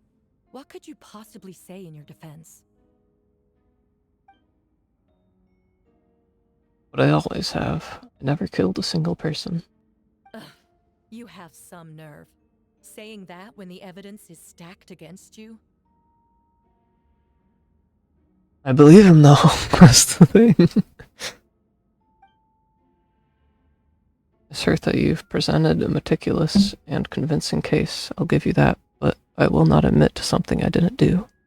So, what? You're just going to bombard the court with excuses? That's a rather dismissive way to refer to an innocent man speaking in his own defense. Besides, I'm not making excuses. I'm exercising patience. That won't make the charges against you disappear, Mr. Albedo. Perhaps not, but patience comes with its own reward. It's easy for things to remain buried in snow until someone comes along and brushes it away. Albedo seems serious but unfazed. Does that mean he really didn't do anything untoward? You mentioned brushing off the snow. Is that supposed to be a hint? I think so. I think that was a hint. If it was a hint, then it must have something to do with Dragonspine, which reminds me one of the locations marked on the map we found was in Dragonspine, wasn't it? Chili Dog, you were the one who uncovered the notes, right? Then I'm assuming you visited the 3rd location marked on the map as well? Yes, did. Can you tell us what you found? Nothing. Just... yeah, that's not really... there wasn't really much there. You nod your head and give an honest account of the scene you found on Dragonspine. Whatever was kept in... The hole was gone, and the surrounding area bore the markings of an unknown creature. With everything covered in snow, no one knew there was something to be discovered in the first place. Then, there must also have been a body. Need to think about this. What clues am I missing? First marked location. The first marked location is near Mondstadt. Beatrice saw Albedo use alchemy to dig a hole and bury a body there. A single men's shoe and a torn piece of fabric were found in the bushes nearby. Taken together, this evidence seems to suggest that Albedo killed someone and concealed the body. Second marked location. Second marked location is between Dragonspine and Dawn Winery, where Diluc saw Albedo bury the body of an adult male. Diluc described nearly the same events as Beatrice. There's no reason for them to collude against Albedo. Their testimony should be trustworthy. Diluc found teeth and a femur bone at the scene, and Donna confirmed his version of events because she was also there that night. Two should have no reason to set Albedo up despite her crush. Donna wouldn't lie about something like that just to get Diluc's attention. Not to mention, Donna has been acting strange since before the trial. Human remains. According to the forensic results, the teeth and femur bone belonged to a Mondstadt citizen, and the witness accounts suggest that Albedo was the last person to come into contact with his body. Did Albedo really use alchemy to reduce the body to a few bones, and does that mean he's the killer? The third marked location. The third marked location is in Dragonspine. We only knew about it because we found the map in the hidden compartment. During our investigation, Paimon and I discovered a hole beneath the snow, big enough to hide a human body. There were also claw marks around the outside, but there is no body or any remains whatsoever. Let's associate that with the human remains. No, that doesn't make sense. If we associate it with the second marked location, the difference is between the marked location. Albedo marked these three locations on the map found in the hidden compartment. There are some similarities and differences between them. Based on what we know, all three locations were likely used to hide bodies. The holes dug in each area certainly seem big enough. But unlike the first two locations, there were claw marks around the hole in the third location, and no witnesses saw anything happen there. Dragonspine is home to all manner of monsters and wild animals. Could some kind of creature have dug up the body? But why wasn't that the case in the other locations? Marks didn't look fresh, which means the hole at the third location has been there longer than the other two. But if the hole at the third location wasn't made around the same time, does that mean it's connected to a separate incident?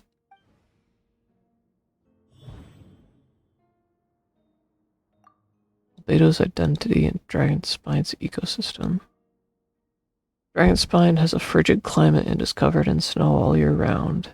Even so, it's home to various monsters and creatures that can withstand the cold. Deep within the mountain lies the remains of an even more mysterious creature, Durin. Although the dragon has been dead for a long time, he still possesses a peculiar life energy. Now that I think about it, a lot of strange things have happened on Dragonspine. Albedo's identity. Most people know Albedo as an alchemist and the captain of the investigation team. But in truth, he's the Kryta Prince, a synthetic human created by one of the five centers, Gold Rhine-daughter. Albedo is steadfast, intelligent, and treats everyone with kindness and respect. I think most people would agree with that assessment. He's also a calculated thinker. It's fair to say that if he did commit a crime, it would likely be well concealed. Up until now, Albedo has never displayed any ill will toward humanity, and he also still seems like his normal self. As his friend, I shouldn't reveal the truth about his identity. That would only make things worse for him. If we associate that with Dragonspine's ecosystem, we encounters on Dragonspine. I almost forgot Paimon and I once encountered someone on Dragonspine who looked exactly like Albedo, and we weren't the only ones. Wait a second. someone who looks exactly like him.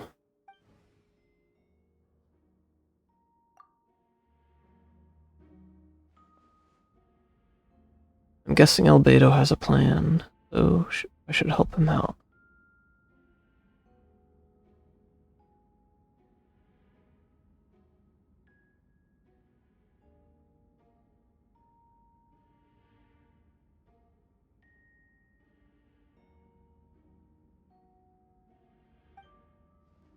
But what does he want me to do? Announce a break in the case? No, I should play it safe.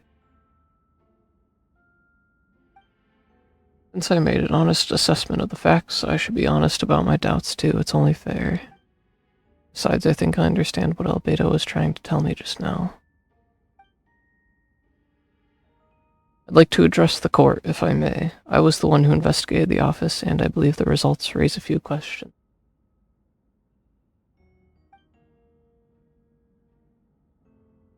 Regarding the 2 cases addressed in the previous trial, it was established that after disposing of the bodies, the defendant used alchemy to restore the ground to its original state.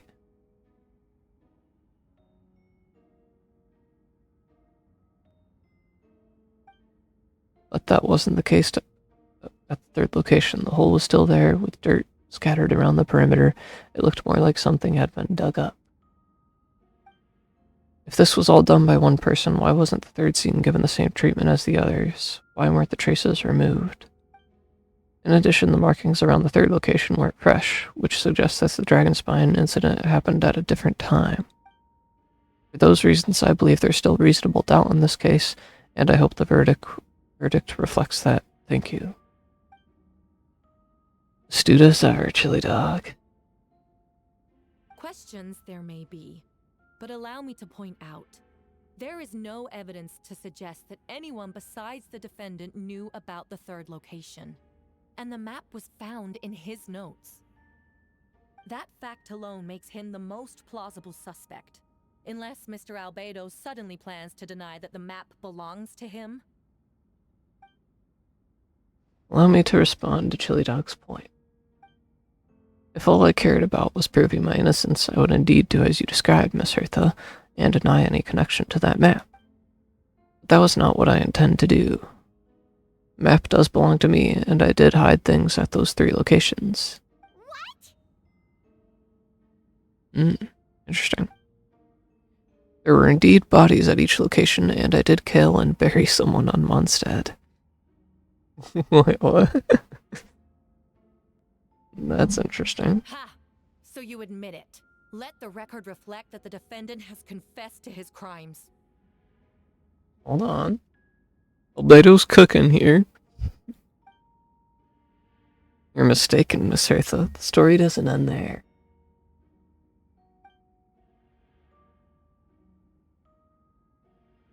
I see looking at Eula. Some time ago, I encountered an uninvited guest on Dragonspine, someone who wanted to take advantage of the deserted nature of the region to eliminate me in secret.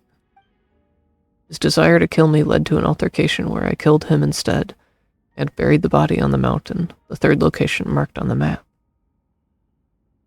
It is my initial suspicion that those 3 locations he buried other Albedos, correct? And again, one of the identities was found out to be a normal person. An adventurer. Or hunter, that was. Interesting. Actually, the traveler Amber Bennett and I were with Albedo that day. Where's Amber? Amber and Lisa haven't seen them at all.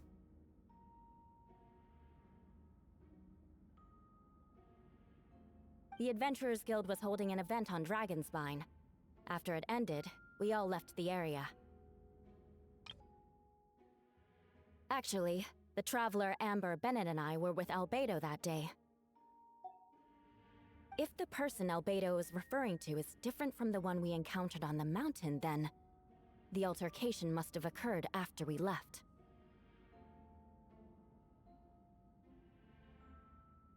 This only proves that the defendant is guilty on all counts. Those innocent people, their blood is on your hands.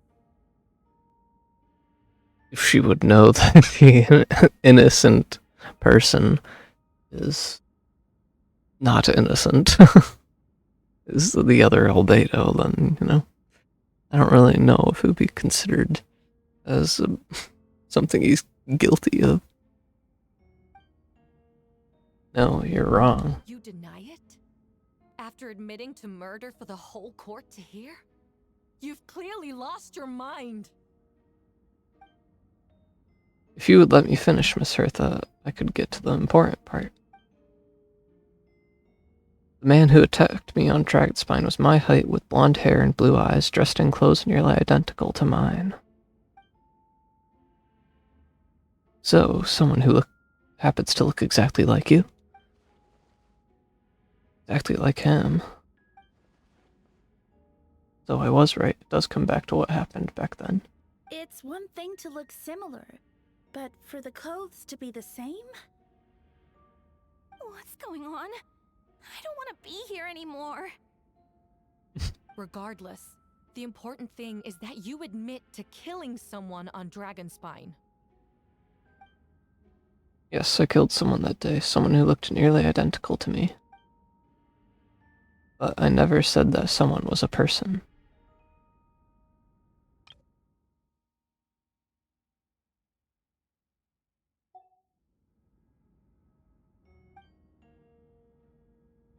You, Luke, chiming in here. I see. Then it appears I need to withdraw my testimony.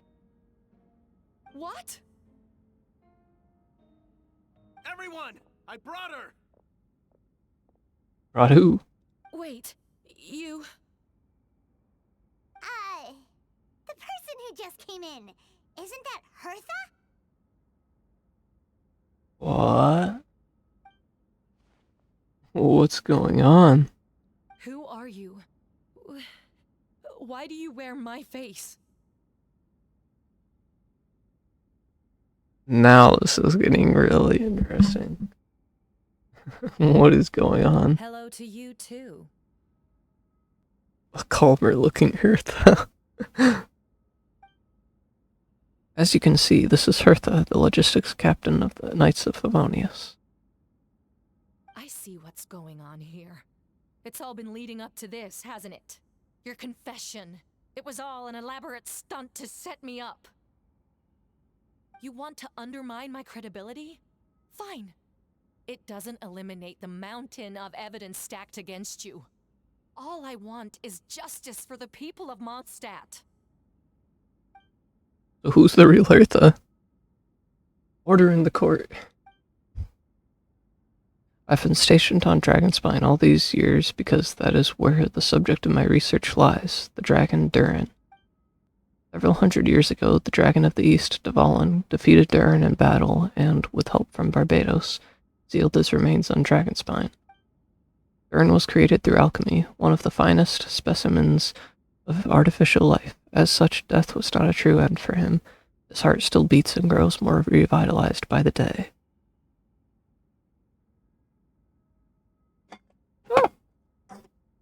Knocking down. Knocking things down. Here's another can of soda.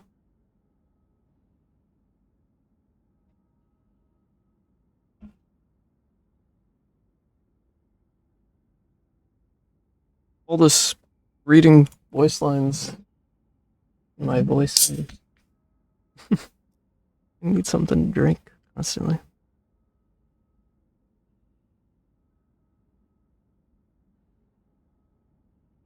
So what it's like being an English voice actor enjoyer.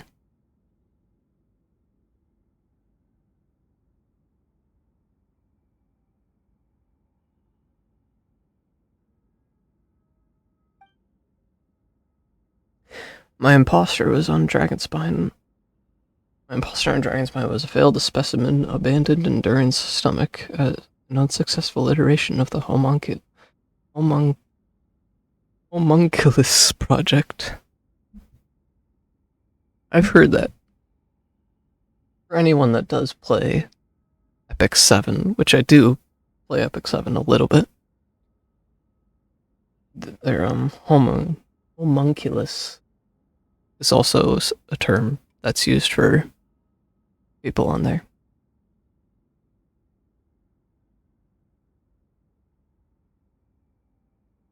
I have heard that term before. Homunculus? Homunculus? Are you trying to insinuate that I'm some kind of homunculus? Because it looks to me like the artificial one is standing right there. Some kind of imposter you dragged in from Dragonspine. Calm down.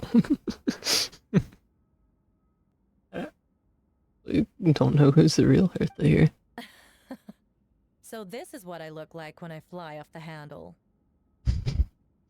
At least she's more calm. You know, they say imitation is the best form of flattery, but your impersonation has overstayed its welcome. Master Jean, what are you waiting for? We've known each other for so long. You recognize the real me, don't you? Oh no. Now we gotta determine who's the real one.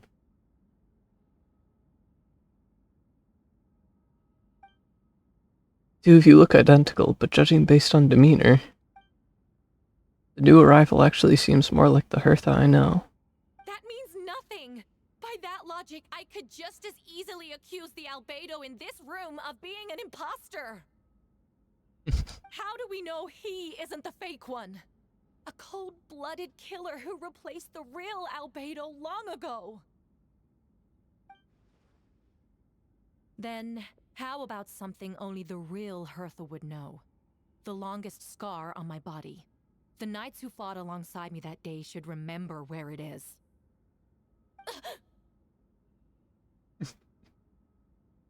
I remember. Let's hear your answer. I'd like to hear Miles' answer first. Huh? Miles? Mr. Suspicious? You don't know? Or you don't remember? I heard you've been acting strange these days. Disoriented? Confused? You were closer to me than anyone during that battle. And yet you don't remember a thing. Strange indeed. No, my head. It hurts. What is wrong with him? The scar is right here.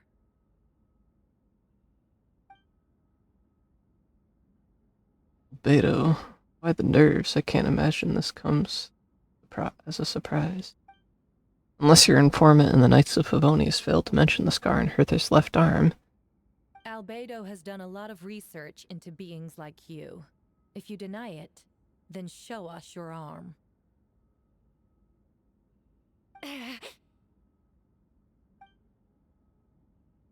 No need to panic, you can just add it now. You excel at changing your appearance, don't you? Or I should say, all spawn of Durin's life force have that ability. It's true.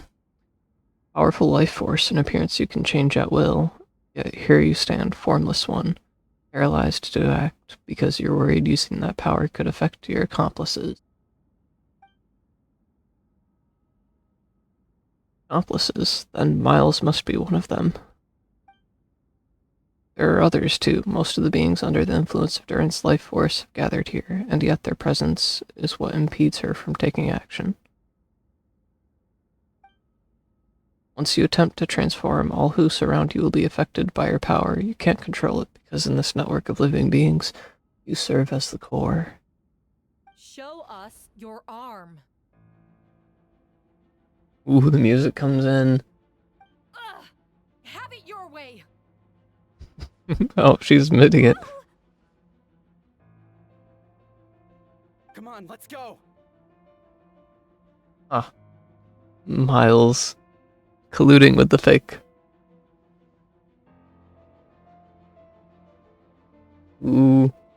Hey, they're shielding the imposter! She's trying to get away. Stop her. Don't let anyone stand in your way. There are others trying to get in. Must be more people under her control. Oh, this is a twist. Time to get moving, everyone. Whoa! She just leaped across the room! After her!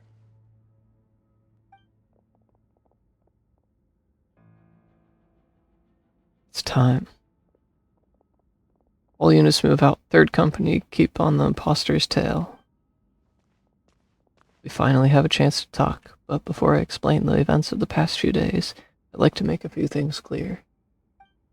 First, I never killed any of my fellow citizens, and I never used human remains as part of an alchemical experiment.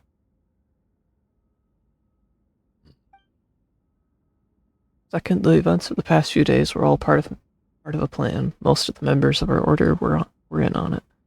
As for the witnesses, Master Diluc picked up on the situation long before today's proceedings.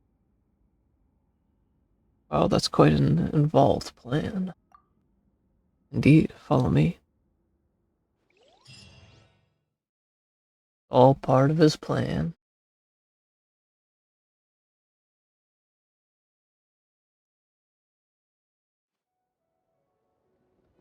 What the slime's doing? There's monsters too? How are there monsters in the city? Diluc and Kyle will take care of him. They're all monsters from Dragonspine. An attack is imminent, but fear not, we've been preparing for this. We've been monitoring the resurgence of Durin's life force. Its festering nature agitated these monsters. We knew it was only a matter of time before they advanced on monsters. And so we made preparations for an inevitable battle. I was hoping you two could join me and provide assistance in the battle to come. Of course. Where's our first stop? Top of the city wall. Interesting. Why there? Provide mobile support to various areas in the city. However, the situation seems worse than I anticipated. I must do my part to help. Rosaria, that doesn't mean you have to fight. Doing what you're good at is more than enough.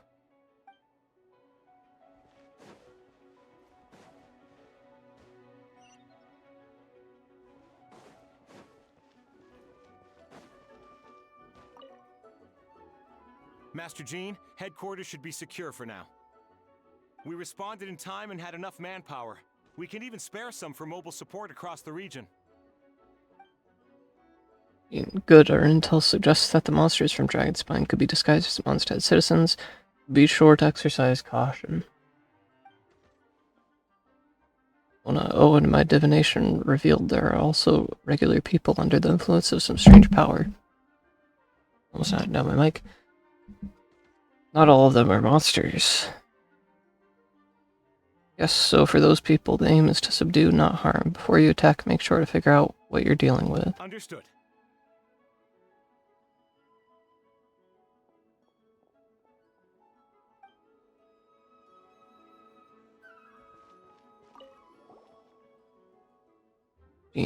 Perfect timing, Chili Dog. I was hoping you three could form a mobile unit to help respond to the various threats in the area. Mona, it's been a while, Chili Dog. I'm also here to help. Dean and I are going to remain here to monitor the situation. We'll leave the other locations to you.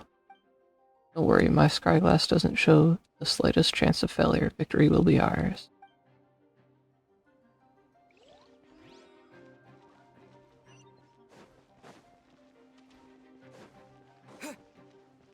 We're going to continue running throughout the city, dealing with various issues. I see there's quite a bit of monsters here. Let's help this poor guy out. For some reason, my pain is extremely high. Captain Albedo, honorary knight, and your floating companion. Some of the people around here are acting strange. Be careful. I have 999 ping. I can barely switch my characters. It'd be nice if I could switch to Diluc so I can actually beat these things.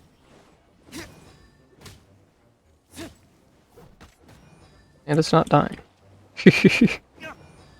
What is wrong with my game? Okay. Not what I wanted to do. There's another one.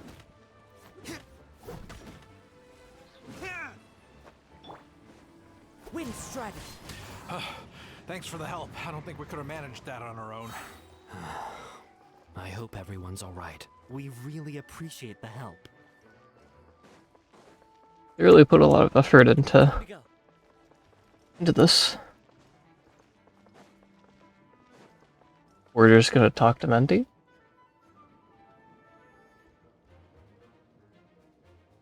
Okay. Hey, Venti!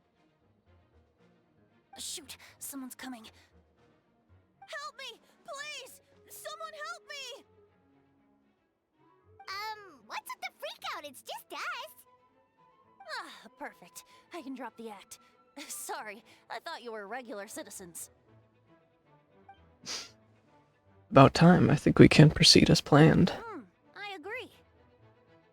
Although, it's been a while since I dealt with something this big. Oh, it's gonna be pretty exhausting. Don't worry, I'll treat you to a drink for your trouble. Just what I wanted to hear. So, these two know the other's identity then? People can make new friends when we're not here, you know? Monsters started surging in from Dragonspine during the trial. They soon became agitated, likely in response to the core coming under pressure. Still, I never expected those monsters to have become this advanced. Power of evolution cannot be underestimated, especially considering the fact that Durin absorbed the previous imposter. Wait, so what about the map? And the missing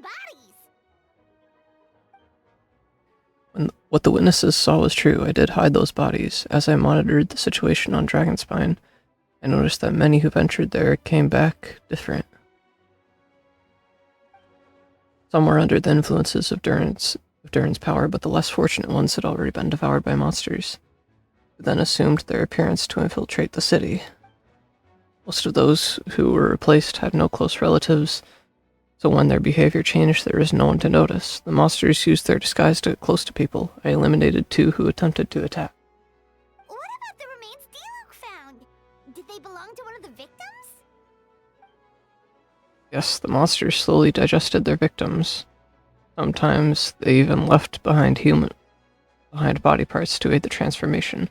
All that remained of the first victim was a few strands of hair, and the second, some teeth and bone. The only bodies Albedo destroyed were the monster's mimic forms. Then he buried whatever remained of the victims to put them to rest. Well, someone had to do it. Besides, I managed to gather some valuable data on the putrefaction of the bodies. After we defeated that doppelganger Whopperflower on Mondstadt, or on Dragonspine, we promised to tell each other a story, remember? You told me the story of the gardener, I remember. I'm glad. Then you remember what I told you about Subject 2. In his pursuit to replace Subject 1, he transformed Whopperflower into Subject 3. So there was another imposter on Dragonspine that day. Yes, that would be Subject 2. I confronted him and buried his body on Dragonspine, so you see, at one point, there was something hidden in that hole you found. But Durin is becoming more revitalized by the day. Under the influence of his power, the monsters dug up Subject 2's body and returned it to Durin's stomach. Durin absorbed the failed creation along with his knowledge and way of thinking. Ever since then, all creatures spawned from his power had the ability to transform their appearance. Interesting. Humans who venture into Dragonspine for too long are also bound to fall under Durin's influence. But those effects don't show themselves right away, and the extent to which a person has been affected is hard to perceive. You saw it for yourself, didn't you? All the people acting strange? Those are the same people who just tried to break into the Knights of Favonius headquarters. Durin's power remained dormant within them until, finally, it surged to the surface and seized control. That was also our goal. If we could force a situation where the imposter had no choice but to unleash that power, all those under its influence would become violent, and thus we would know who was affected. Wait, so what do? We can't go around hurting innocent people. That's why I'm here. It would make me look bad if I just lazed around after promising to help. Yeah, Venti. We'll use the power of Animo to restrain them for now. That should give the knights the chance to subdue them without harm. Specialized team will deal with them later. Alright, that's the long and short of the situation. It's time to activate that thing, right? Yes. So, if there are little secrets other people shouldn't know, my identity, for example, keep it to yourself, okay? Alright, this should do it.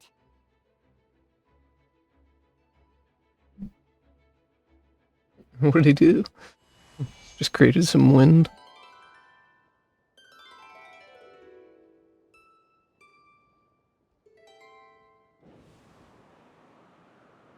Interesting.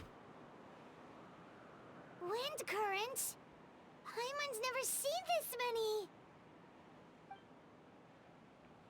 There should now be wind currents across the whole city. Everyone, can you hear me? Oh, interesting. Loud and clear, all units. What's your status? We have enough manpower to provide support.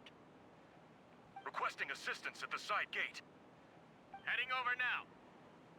Whoa! It's long-distance wind communication! That is cool. Possible. Just one of the many powers of the Animal Archon that we never got to see. All thanks to Lord Barbados. With this blessing, we will succeed in defending our city. Actually, if you face away from the current and whisper like this, no one can hear you. No wonder you're crouching down there like you have something to hide. You didn't have to broadcast that. No, that's funny. Huh? That voice. Venti? Is that you? Oops. Oh, you know, just a wandering bard calling for help. Thank goodness the Traveler, Paimon, and Albedo found me. Got me out of a tough spot.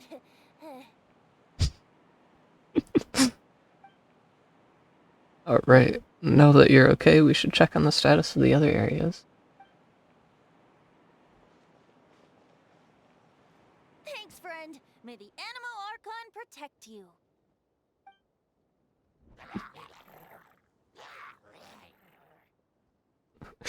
Those hilly trolls doing.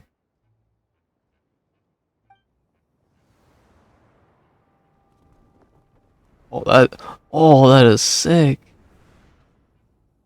That is sick.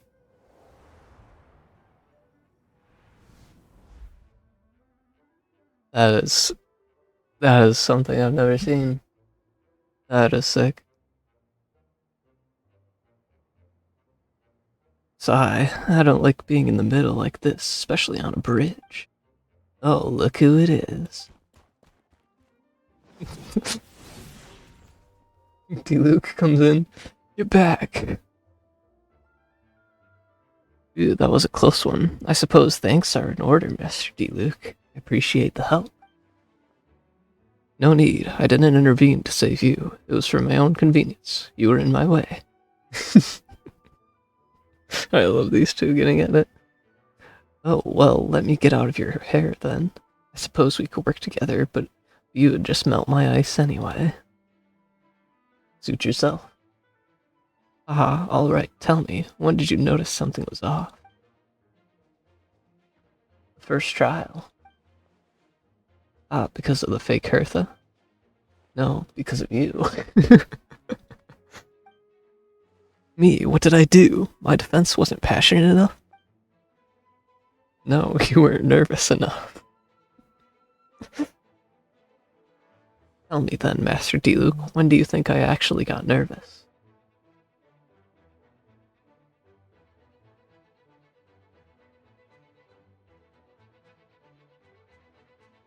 Well, thank you, Oz Butler, for the follow.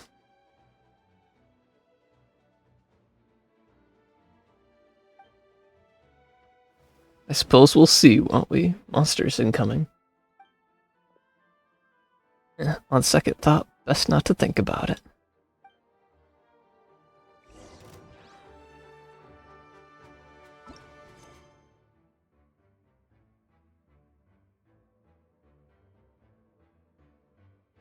Hunger many, fend off the monsters, everything comes to an end all too abruptly. Without a shred of hesitation, you throw yourself into the fray along with everything else.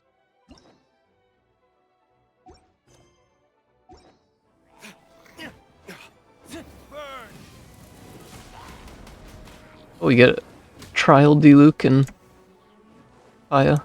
Man, I'm seeing D-Luke in his normal outfit. I haven't seen that in a long time. I've always played with D-Luke in a special outfit.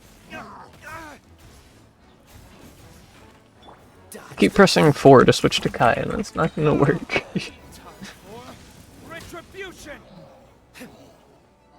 Please tell me there's more. Okay. I was gonna say, but it's kind of late, but... Don't get frostbite. Freeze.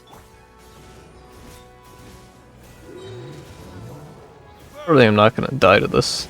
I'm an experienced D-Luke player. No! This moment will be frozen in time. Dodge. Die. They're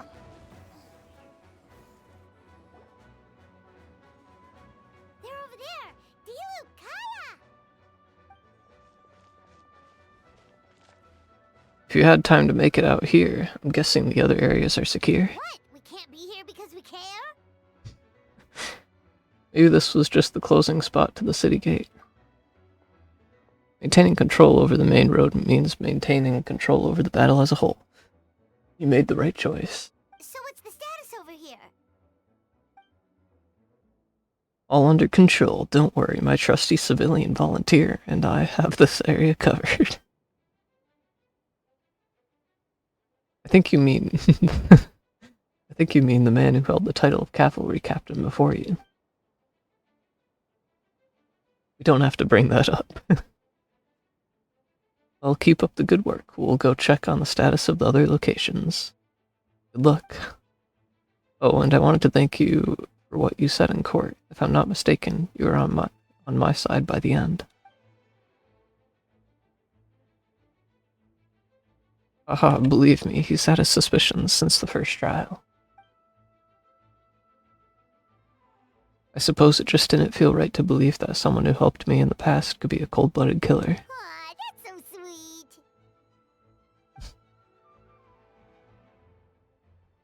Thank you for trusting me and choosing to fight alongside us. As for Kaya, good work as always.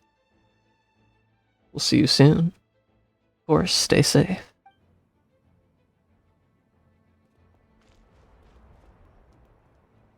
Is he gonna do another zoom in? So cool, dude. This is the most insane camera work I've ever seen in the game.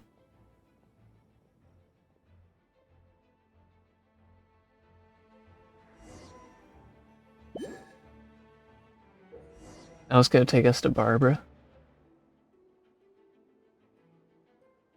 Get close to the injured Knights of Favonius and use Barbara's elemental skill to heal them.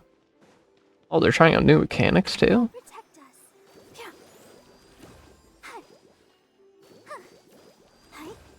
Oh, that's cool.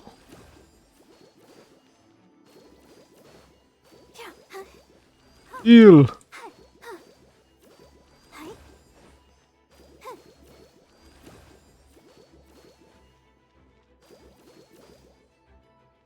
Gotta wait for it to reset.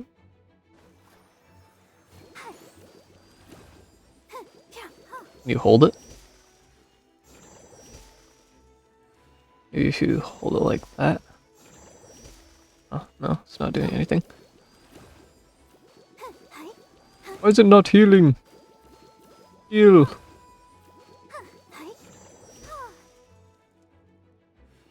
Why won't you heal? Let the show begin. There you go.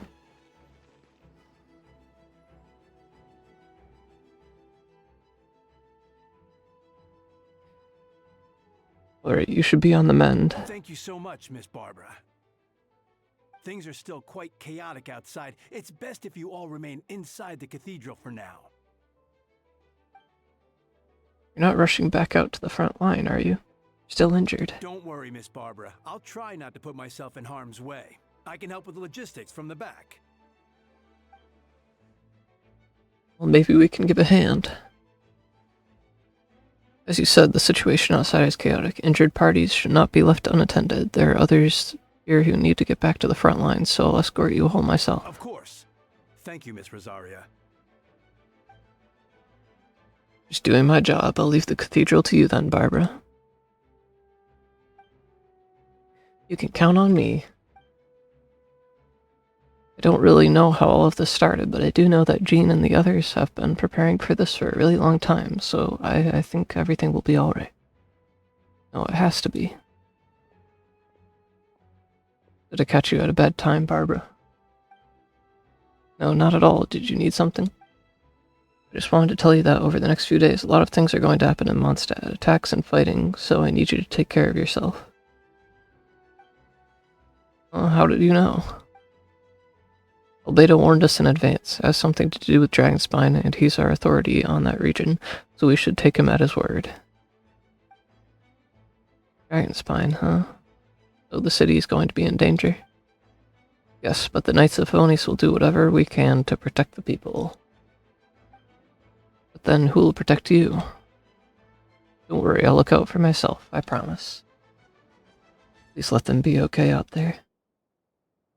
Mr. Bravo, could you lend me a hand? Of course, coming.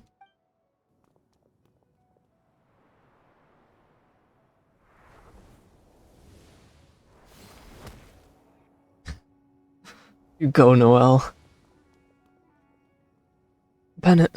I don't know Bennett. He's too unlucky for this. Amber and Mika. You're here, prepare for battle. On guard, everyone. Incoming monsters at 11 o'clock. Looks like we've got 25 hilly churls, 2 blazing axe churls, and a bunch of different slimes. Prepare elemental countermeasures.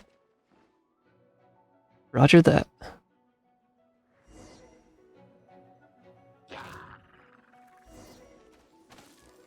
And where are we supposed to go?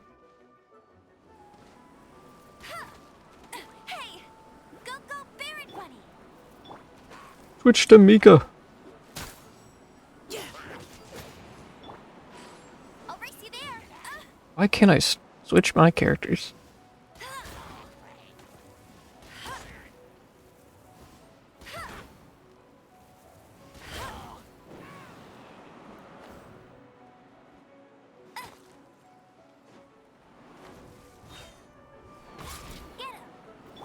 Final warning! Yeah! Now's our chance!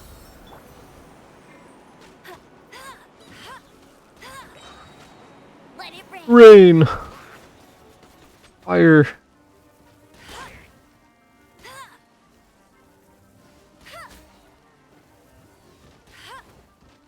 And it's just like playing like at the start of the game. You're just shooting arrows with amber. And it won't die.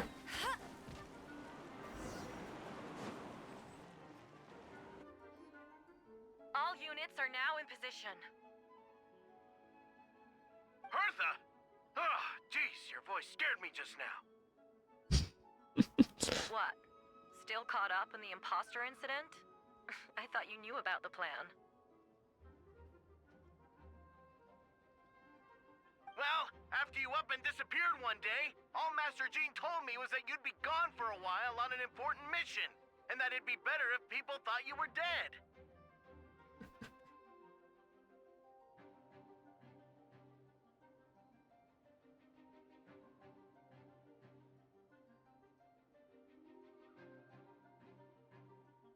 And then, what do you know? Someone who looks exactly like you appears out of nowhere 2 days later. If Master Jean hadn't told me about your mission, I would have fallen for it hook, line, and sinker.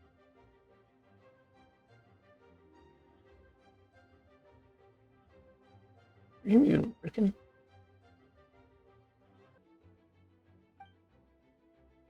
Yeah, that's quite a scary thought. I get chills just thinking about it. A monster replacing someone close to you, and you're none the wiser. Don't worry, once this is over, those monsters won't be a threat to us again. Albedo, are you okay? The trial wasn't too hard on you, was it? I'm sorry I couldn't be there, I was so worried. Same here, I thought it was all real at one point. I was in complete shock. So you didn't know, Amber? Then it seems Eula did an excellent job at keeping the situation under wraps. And no need to worry, you two. I'm no worse for wear. It sounds like Eula, right? Alright. She's like an impenetrable wall, that one. You're not getting a secret out of her. Yeah, for sure. She's someone you can really count on. Wait, so how did you decide Hertha should disappear again? After all this fighting, I can't seem to get it straight. It was Kaya's suggestion. He said the plan would work best with someone well-known and reputable without being too high-profile. Naturally, Miss Hertha was the perfect choice. We needed to leave a hole in our organization, so she came up with an idea that she would disappear. So that explains the rumor that someone had fallen during a mission. Of course, it didn't take long for that to get resolved. No, because the imposter fell right into our trap. It was all part of the plan. First, we spread the rumor that Hertha was missing in action after some kind of incident. The news came from Kaya and Hertha's direct subordinates, which was important because we needed it to be credible. The imposter saw the gap in our ranks and couldn't help but take the bait. It didn't take long for the fake Hertha to appear on the night's patrol route, claiming to have survived her mission. When did that happen? Over 6 months ago. 6 months? Oh, so this has been a long time in the making. Yes, and our enemy was more meticulous than we expected. Monsters have been searching for Hertha's body in order to protect the imposter's identity, which is a more advanced way of thinking than Subject 2. So we had to wait long enough to convince the fake Hertha that she had our trust.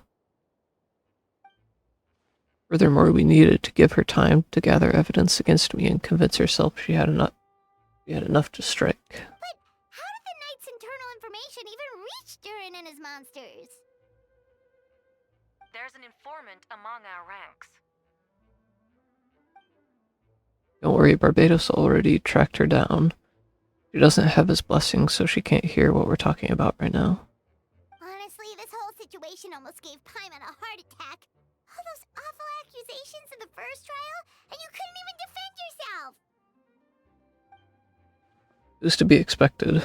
I couldn't just reveal the truth. It had to be at the right moment, or it would have given the imposter even more fuel to use against me. She would have demanded to know how I knew about Dragonspine and the monsters in disguise, and if my true identity got out, the public's trust in me would be gone. It was a trap, you see. Argue back and expose my origins, or keep my mouth shut and be seen as a murderer. Credit where credit is due. It was well thought out. Yeah, thank goodness we were able to back her into a corner.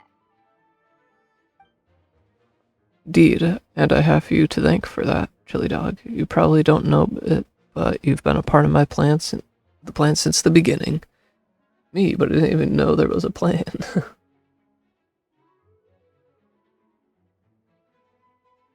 Hello there, Lily Mona.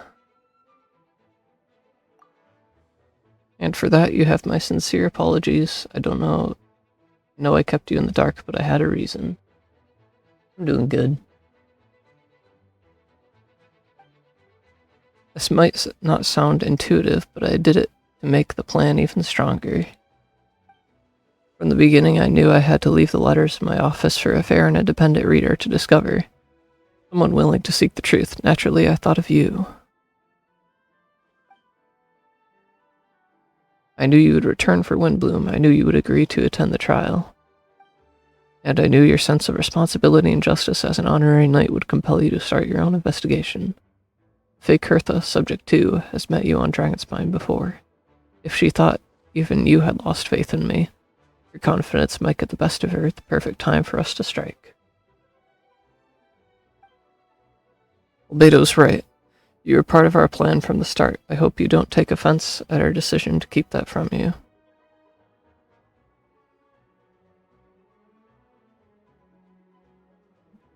course. Anything you like.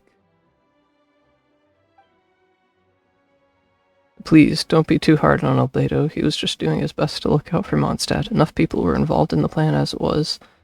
We had no other choice.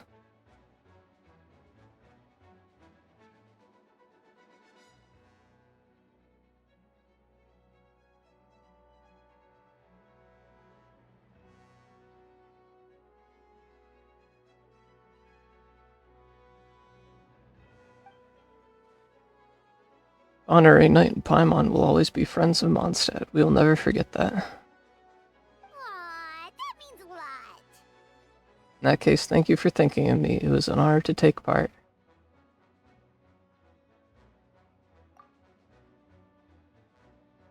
It is us who should be thanking you, Honorary Knight. What's my favorite character? Right, you were just now? Let's go to the side gate to check it out. Optional object. My favorite character is the person standing right here. And the reason? Because there's nobody better. Nobody has a better story than Kaedahara Kazuha. Even after all this time, still my favorite. Nothing can change. Dr. Bennett and Vile. Never seen her before. See what Bennett's up to. Say, when I saw you on the side of the road, I thought you were hurt. Not about to whack me in the head. Oh gosh, I'm so sorry It's his about luck. that. I was trying to run away, but I just couldn't keep going, so I pretended to be unconscious. Thought I could at least land a surprise hit on a monster that way. I get it. That's a pretty common tactic. Oh, Traveler, Albedo, you're here. Looks like this person could use some help. We'll search for a place to keep civilians out of danger. This area appears secure, so remain here in the meantime. We'll be back with an update. Sounds like a plan.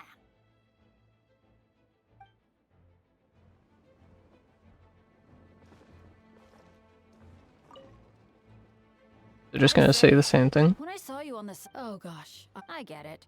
That's a pretty common tactic. It's just the same thing. I was wondering. Anyway, there's more spots to go to. There's literally spots all over the place.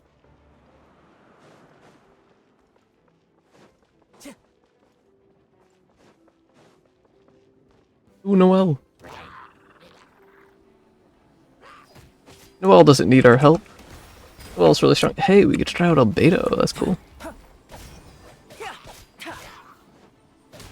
Burst forth. He's doing a decent amount of damage.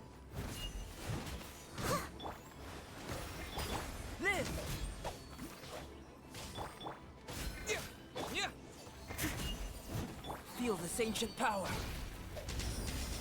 Burst forth. And again, a meta character would just one-shot this thing.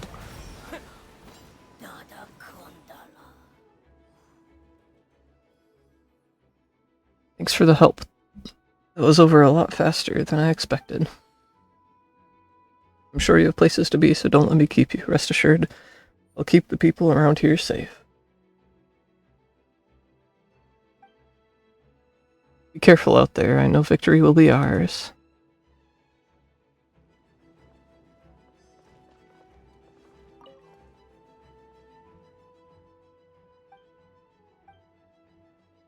Probably don't even need to check if they say anything different. Probably just gonna say the same thing. There's still... I see... Can't even check the map. Should at least be able to check the map. Still like 4 spots, I think. There's one over by this place. Let's go check on Eula.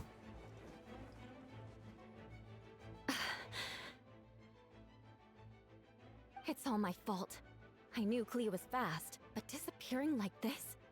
I only lost sight of her for 1 second. How am I going to explain this to Albedo? Where's Klee running away?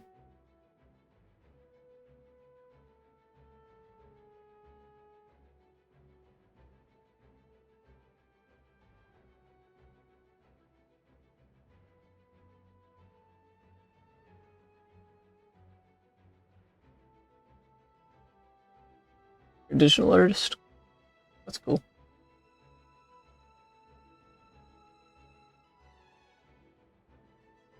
I'm good, but thank you.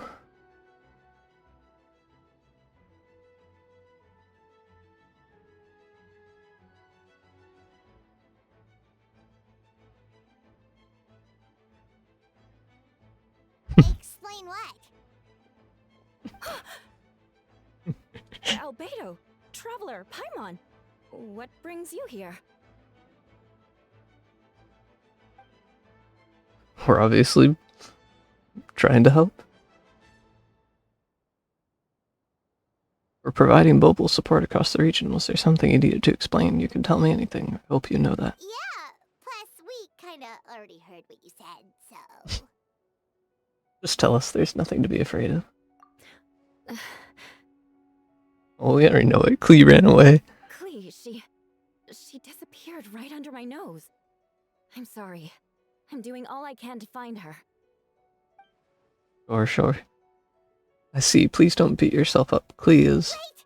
Something's coming this way, and it doesn't look pretty! Alright, fighting first, conversation later. She was right next to me, and the next thing I knew, she ran off somewhere. I swear I only lost sight of her for a second.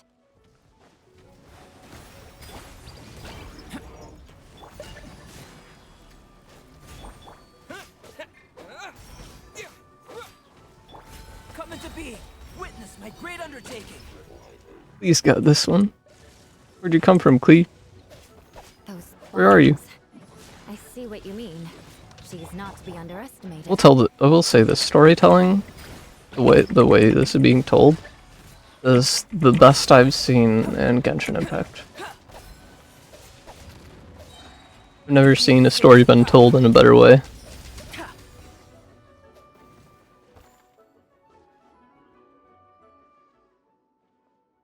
Here's Klee. We won! Great work, Klee. I'll be counting on you to protect Eula next time, too. Oh no, it's Klee protecting Eula.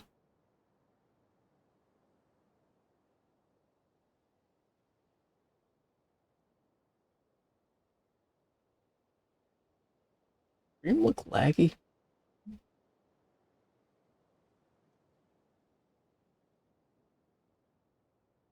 Checking out the stream and it does a little lag. Hope it's not.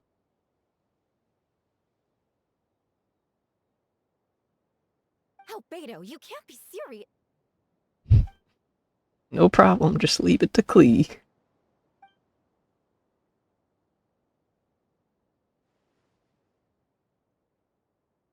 Later.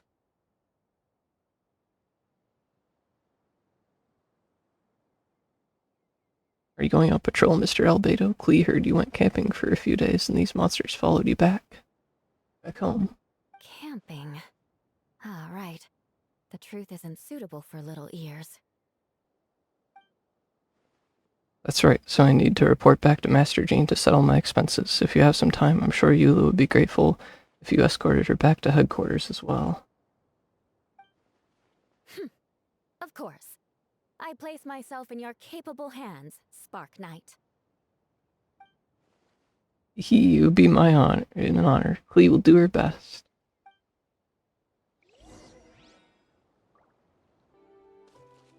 So let's go to... Follow the wind. There's one over here. Is that the only one showing? I'm pretty sure there is more.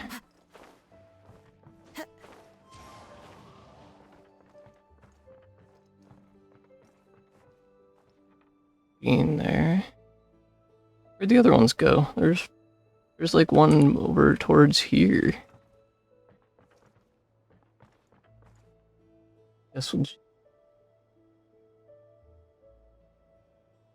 Let's go to Jean, I guess.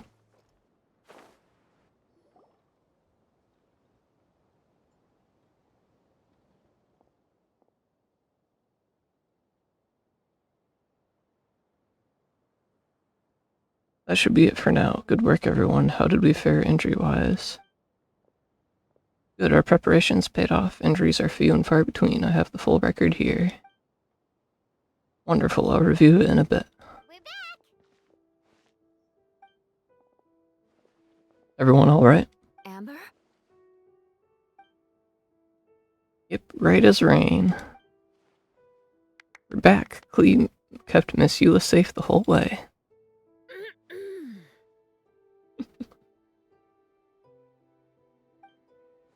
That's amazing, Clee. Eula was lucky to have you.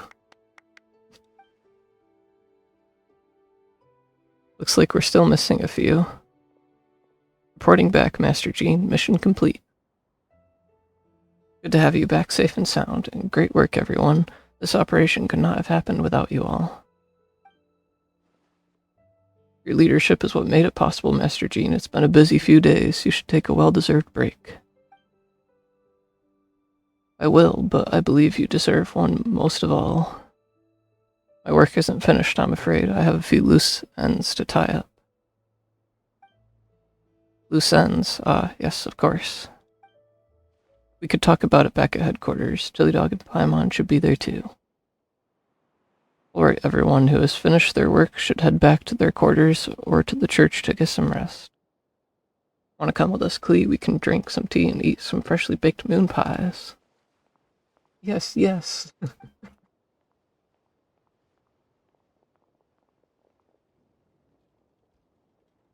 Here comes Venti.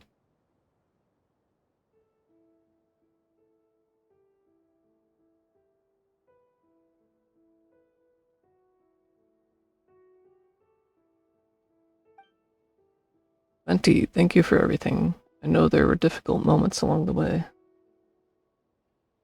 Oh, well, wait. Does that mean you saw me running for my life? No apologies, just forget I said anything. Just kidding. But you're right. It was tough out there. I almost lost my hat to the wind several times. Sure, your own wind. Any notable information on the wind? Of course! I was out on the city wall for quite some time. I heard all sorts of things.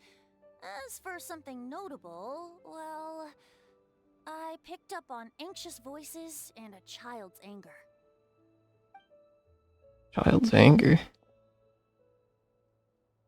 Aaron has been isolated for centuries, but absorbing Subject 2's emotions allowed him to understand certain truths about this world and his existence, including the fact that he's no longer Mother's only child, or her most perfect creation. It's obvious he found that fact difficult to accept. The emotions he felt in response were quite genuine and, dare I say, human. If I eliminate the perfect creation, I will be the only child Mother needs. This mindset arose out of Durin's instinct to compete and survive, and came to dominate all those around him. Of course, the absorption of Subject 2's knowledge allowed him to take a more intelligent approach, accusing me of murder. In the end, however, Durin still lacks sufficient social intelligence. The fact that his army even got this far is a miracle. Oh, no wonder Venti sensed a child's anger through the wind.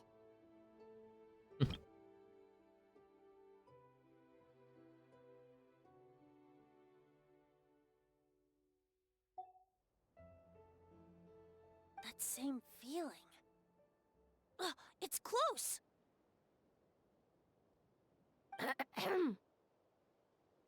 Phonia?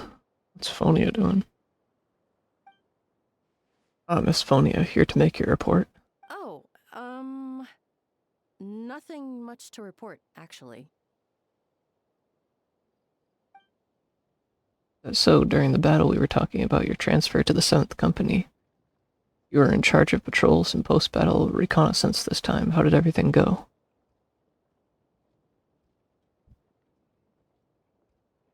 Good. No problems.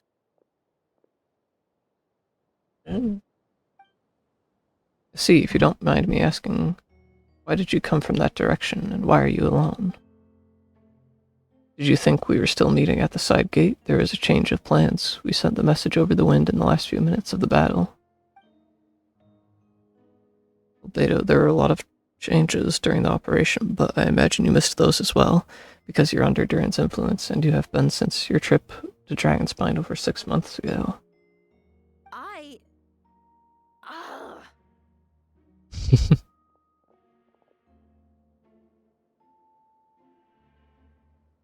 You're under arrest.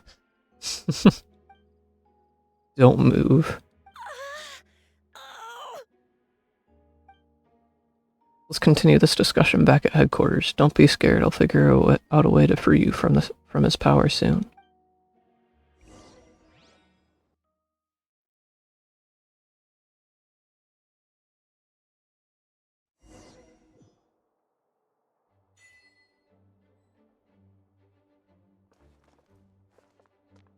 You got an achievement.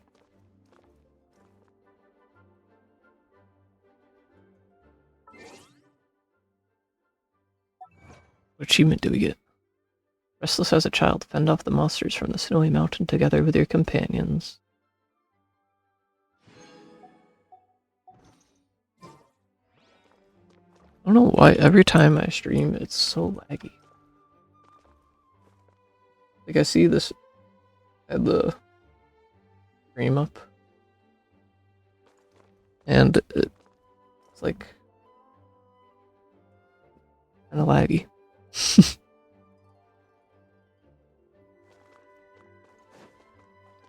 I don't know.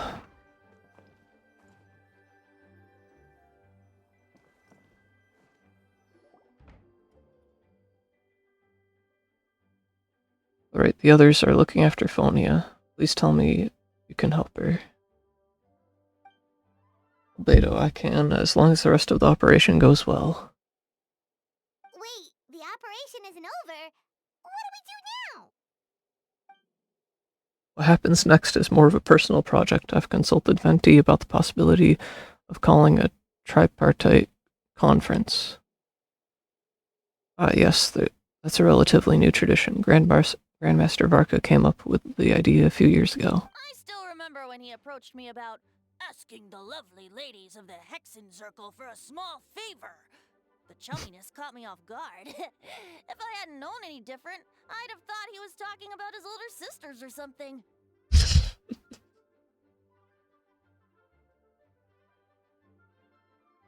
Older sisters? Is Varka really young or something?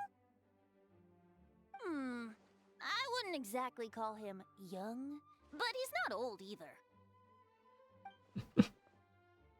He's the type to crack a joke at every opportunity, so whatever age that is. Indeed. Anyway, the Tripartite Conference is a gathering of 3 parties, the Hexen-circled Animal Archon and the joint forces of the Knights and Church of Favonius. Lord Barbados was able to facilitate a meeting between Varka and the mages. Varka has quite a way with words, so he was able to gain their favor and convince them to agree to a very important request. Namely, that in Mondstadt's greatest time of need, the mages would return to lend their aid to our nation. Yes, and now I have a request of my own, so I need the conference to convene once again. Venti, if you would. Of course! Traveler, pass me the Dodo communication device. Oh, is this the time we try to get a hold of Alice? Huh? You're gonna use that thing to call them? Just watch and learn. Okay, I think this should do it. Dodo, go. What's that ringing? Is it the wind or something? This is Barca, isn't it? We talked about this in the live stream. Hold on, that's not the right voice. Wait, Barbados? Varka? Grandmaster. Oops! Wrong contact. Sorry, Varka. You're probably busy right now. But considering I'm surrounded on both sides with a group on my tail looking to turn me into mincemeat, yeah, I'd say so. Honestly, I didn't expect Varka to sound like that. Yes. Well, have fun with that. We can talk some other time. All right, pass along my regards. Oh, and I still owe you for those drinks, don't I?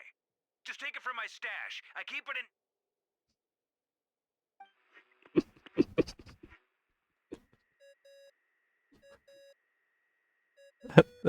That's funny. Hey! He was just about to tell us where to find his secret stash! Don't tell me you hid it beneath the great tree of Windrise. That seems like a bit much.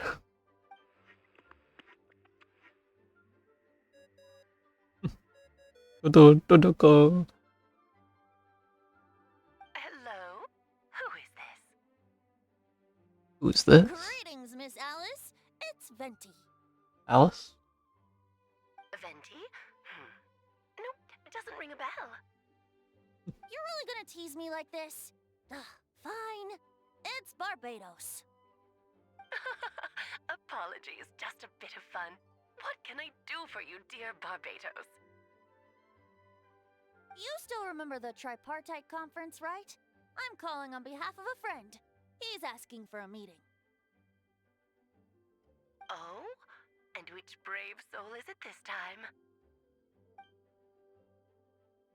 It's me, Aunt Alice. Albedo, captain of the Knights of Favonius investigation team, requests a formal meeting with the Hexen Circle. And what is your wish, dear Albedo? I want to accomplish something unprecedented. How unprecedented. Something even your mother Rhine-daughter never accomplished?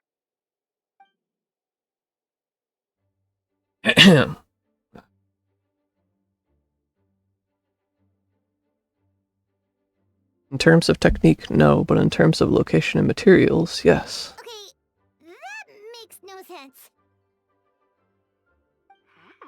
You've piqued my interest. I'll be right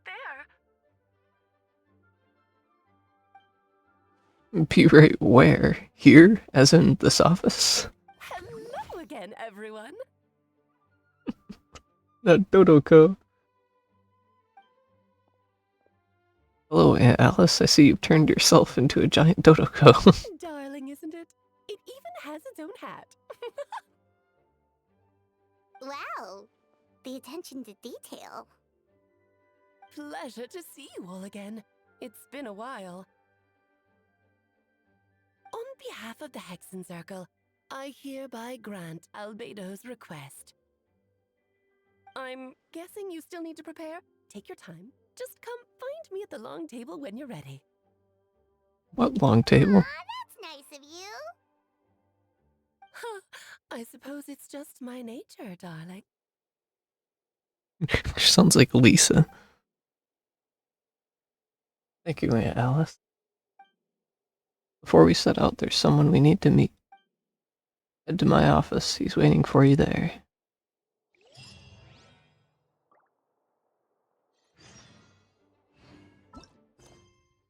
This is the last part.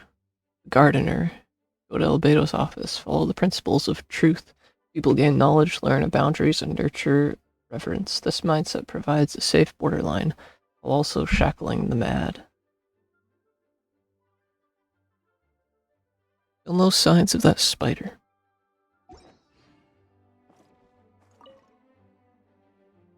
Before we set out, there's someone you need to meet. Head to my office. He's waiting for you there.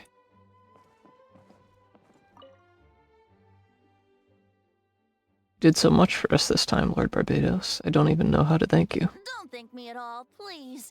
It makes it seem like I'm useless the rest of the time. Maybe you are.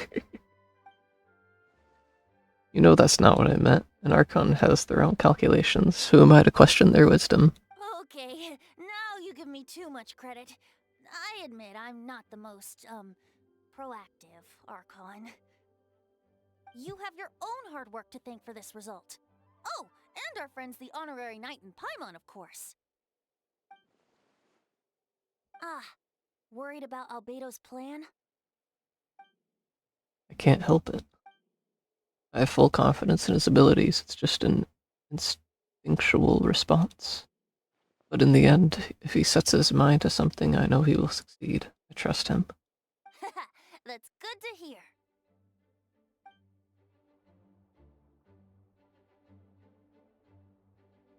Yeah. 999 ping going crazy here.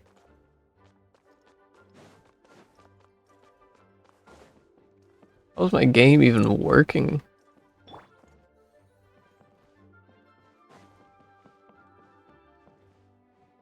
I truly have not seen...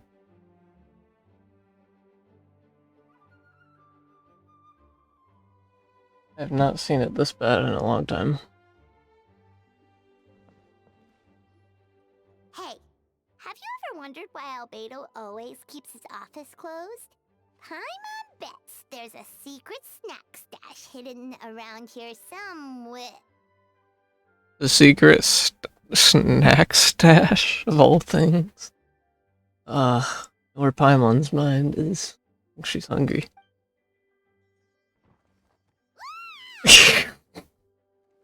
That scared me. What's Durin doing here? Isn't Wander supposed to be with him?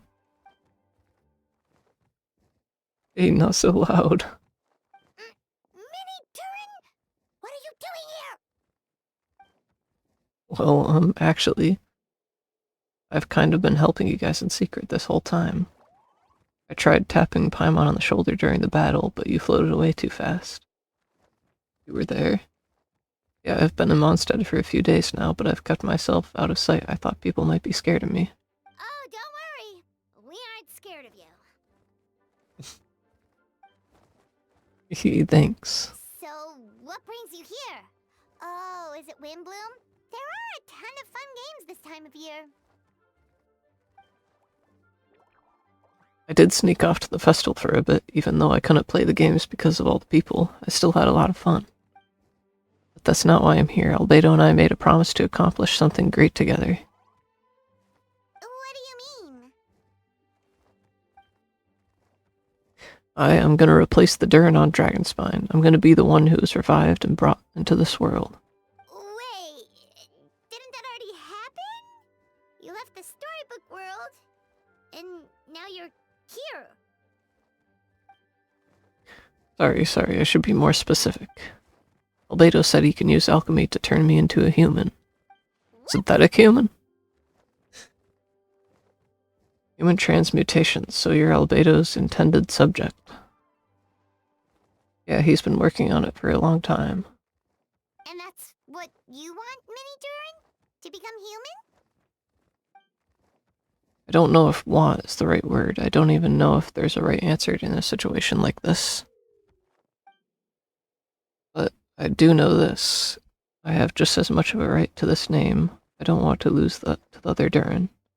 Becoming human isn't as simple as just changing form. I know, Albedo talked to me about that. He said the Durin on Dragonspine is a lot more aggressive and primitive, almost like a beast. But Mom created me in a storybook. The pure parts of me can balance out the evil parts of him.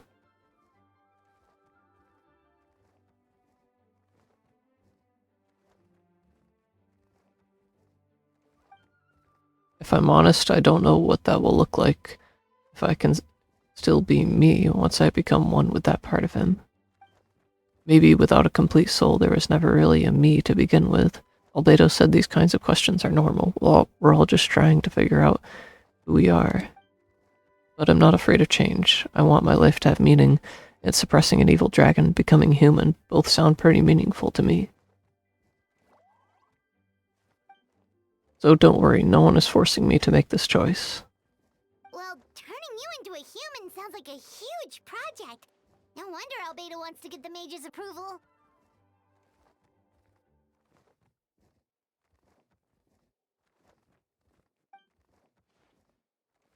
Yeah, I'm really grateful to him.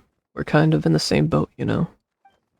Albedo told me he's the Cried Prince, a synthetic human, and if this works, I'll be one too. Yeah, you'll be a synthetic human.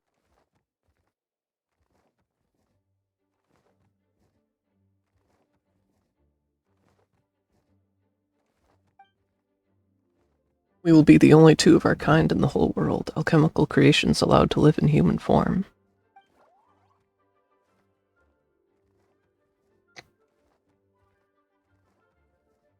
Hold on just a second.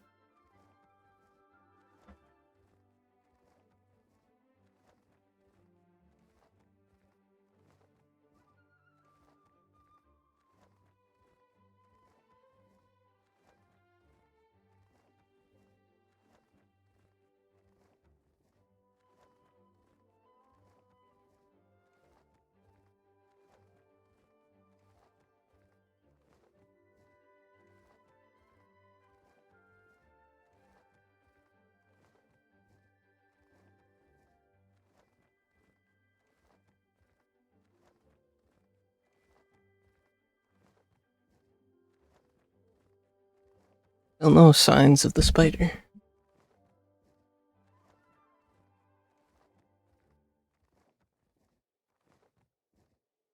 Definitely! You've just gotta trust one another! Actually, while we're on the subject, does your friend Hat Guy know about this? Where's Hat Guy? Where'd Hat Guy go?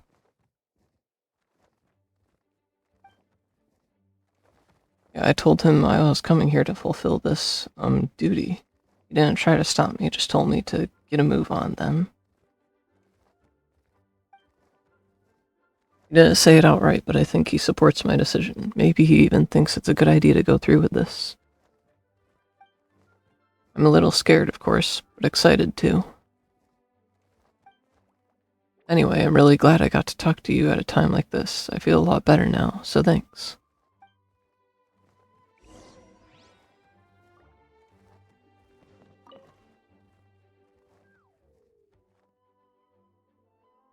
I'm feeling a little nervous, but also kind of excited. It's a strange feeling. I've never felt anything like it. Don't worry, I can cope. I gotta do my best to stay in a good frame of mind so that Albedo's plan can succeed.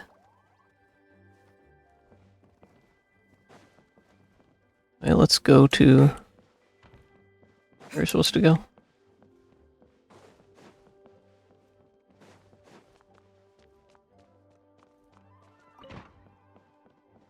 In here.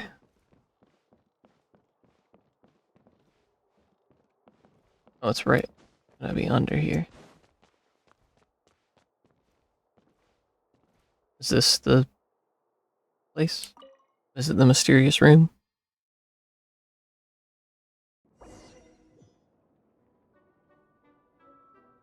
No, your party configuration cannot be changed during the Hexen Circle's trial. Please choose a suitable party in advance. Recommended elements, Hydro and Cryo. So that being the case, it only makes sense that I pull out this team.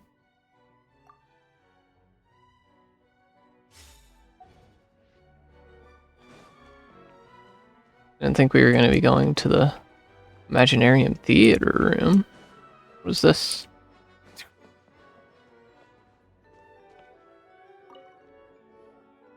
Welcome, one and all. Please sit wherever you like. Time to play a game of chess. So, no unspoken rules to be aware of? I don't want to unwittingly park myself down on some important lady's chair. I highly doubt anyone's going to mind where you sit, Lord Barbados. But thank you for being so considerate. Jean didn't fancy tagging along? Yeah, why didn't Jean come? A lot happened in the city today. If she left, there really would be no one around to lead the Knights of Favonius. All right, never mind. I was just hoping to treat her to some tea. So, tell me, Albedo, what is this outrageous and audacious plan of yours that I've been hearing murmurings about? I'll get right to the point. I intend to kill the evil Durin in Dragonspine. Oh? And I'd also like to request some alchemical reagents from the Hexenzirkel. Which ones? I'm all ears. First would be the flesh of that immortal monster from the Mare Javari. Immortal monster? Interesting. What else? The other is the portion of the embryo left by my mother, Rhindaughter. The raw material from which she created her monsters in the past. There's not much of it left. Dragon blood, monster flesh, and embryo. Sounds to me like a formula for creating life. Correct. Durin's heart has continued to beat ever since the day he died. That means it's just a matter of time before he eventually returns. It could be centuries away or millennia, but the day will come. I spent years in investigating in Dragonspine, so I'm well aware of the danger he poses. He has already posed a considerable threat to Mondstadt at less than half of his original strength. There's no telling how dire the consequences could be if he ever regained his full life force. Hence, if we want to be free of the dangers posed by his blood and limitless vitality, we must find a way to eliminate Durin entirely.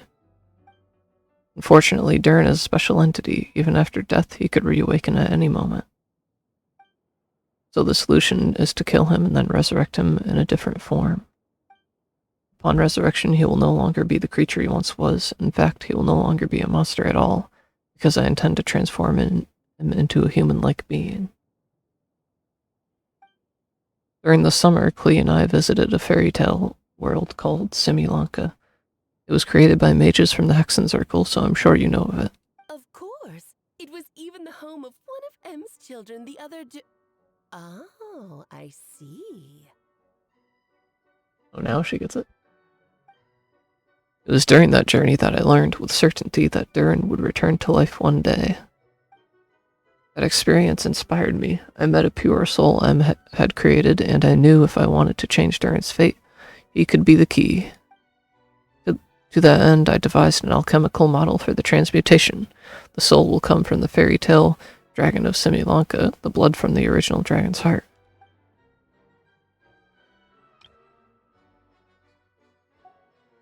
And the monster remnants from the Mare Javari and the embryo mother left behind will form the flesh.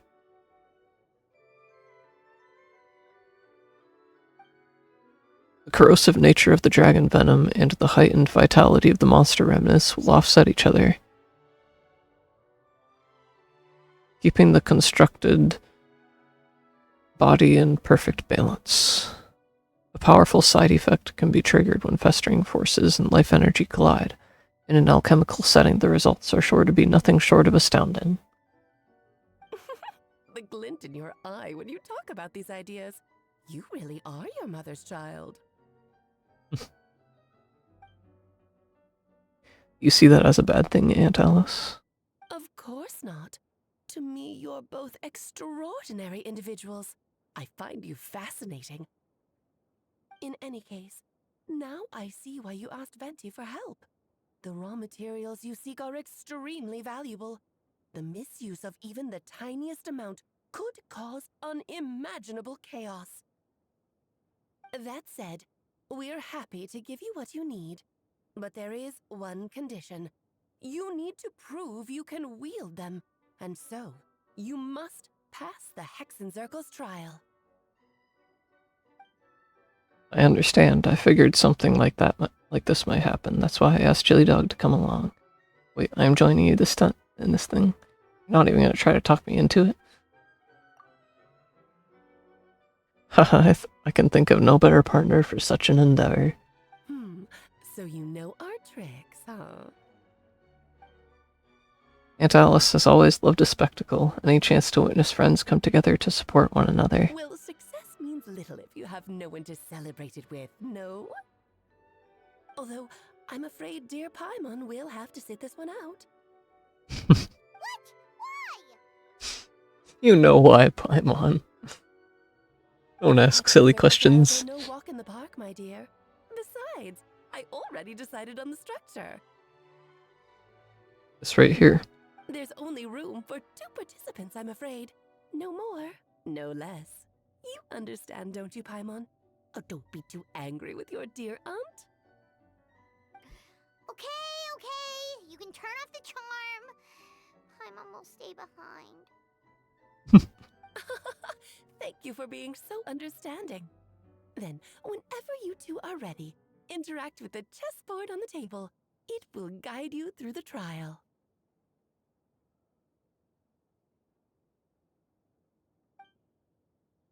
And let me make a formal request. Will you go through this trial with me? Of course. Let's do this. Are you ready, Chili Dog? Just about. Then, my dear children, get ready for a taste of the Dodo King's magic.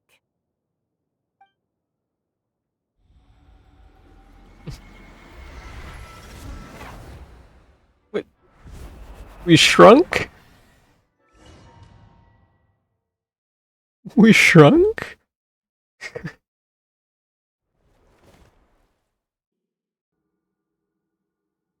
Certainly in keeping with Hexen Circle modalities. Even say that word. We've been shrunken down chess piece size. Why does she look like that now, though? Whoa, you're so tiny now. Take extra care of yourselves,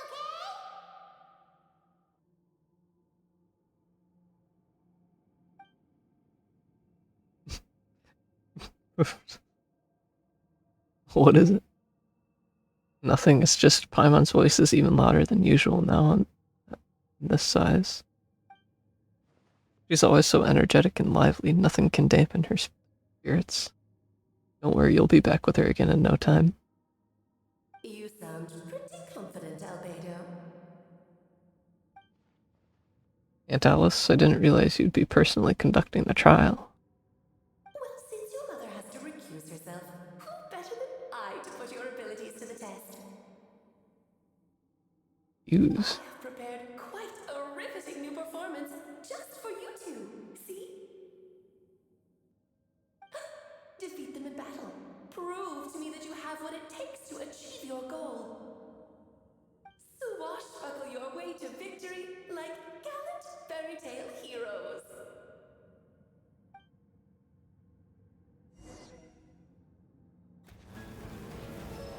Here we go. I hope Nuvi's good for this.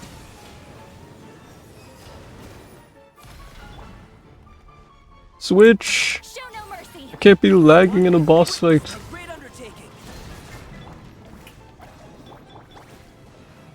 Bruh.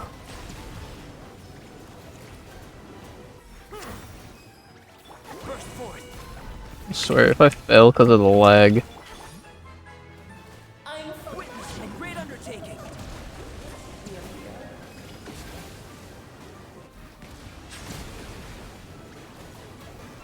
Am I even doing anything? Do I have to... Moments of birth.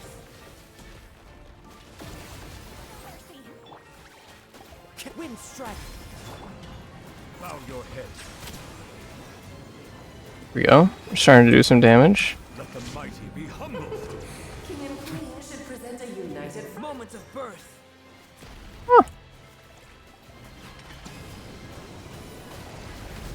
Okay, so we got one of them. Get to work. There we go. We're done with the first half.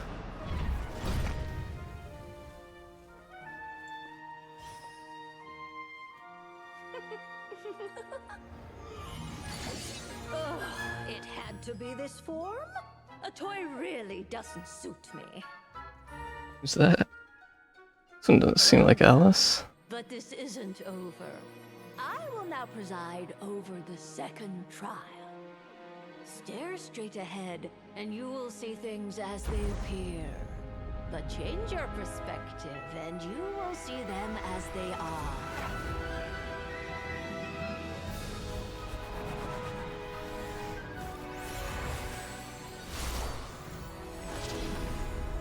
Oh.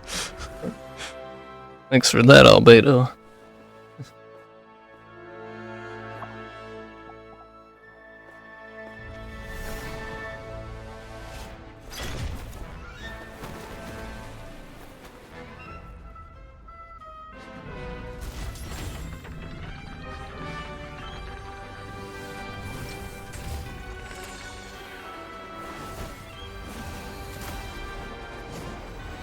About to get serious.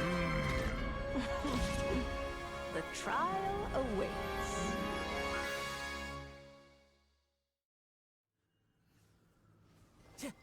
Only by turning the world on its head can we see its true colors. So, it begs the question, what do you see on the other side of this chessboard?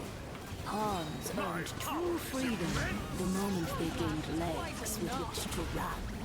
So, in the spirit of Rheindotter, I prepared a little surprise for you. No need to thank me, of course. Just a small gesture of kindness from me, Barbeloth Trismegistus, to you.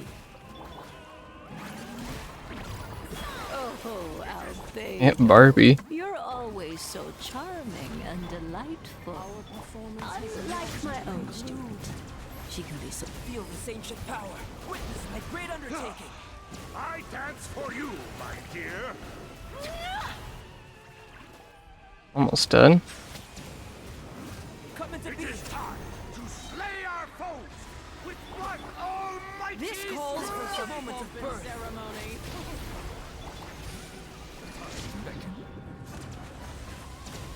Where did you go? The final act is upon us. Did it? Did we do it?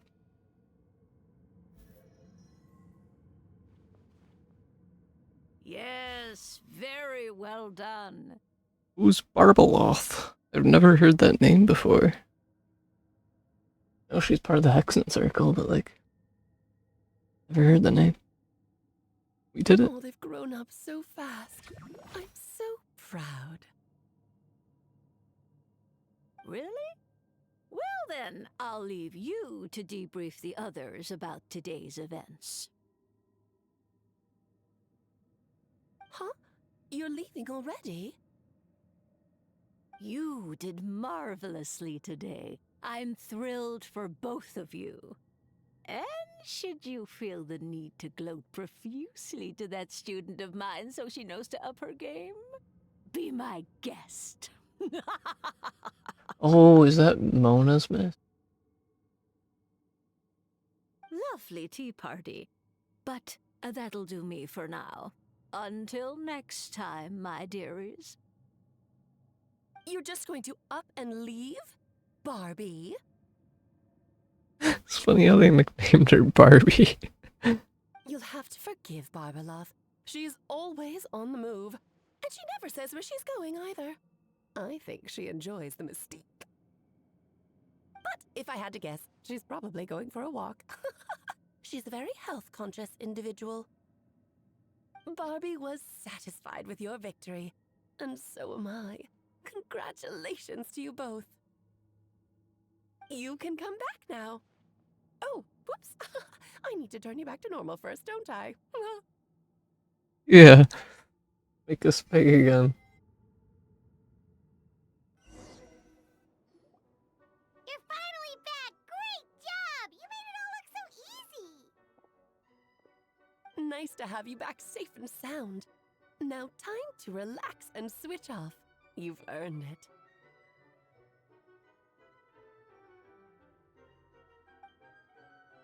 Thank you.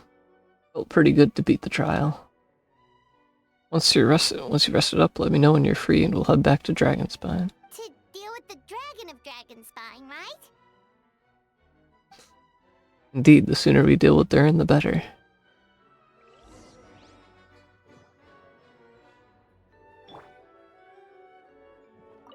Nice to have you back safe and sound. Now time to relax and switch off. You've earned it. Where did Venti go?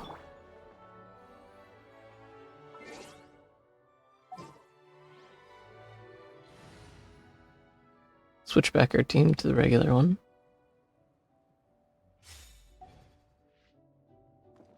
And let's go to Dragon Spine.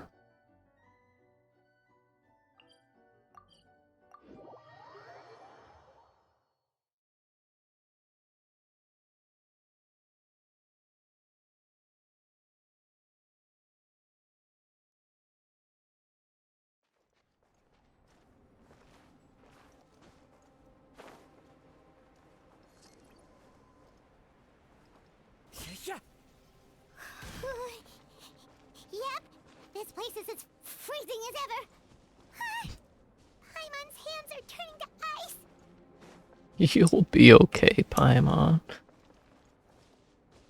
You sure? Is it warm in there?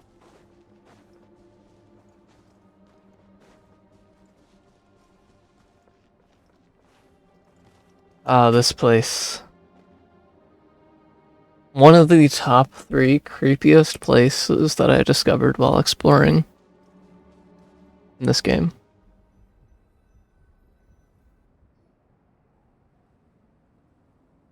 You just look at that.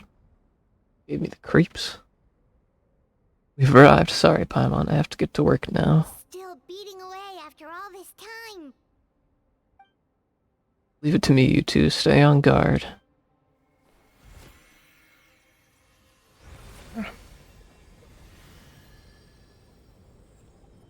Should be a cutscene for this.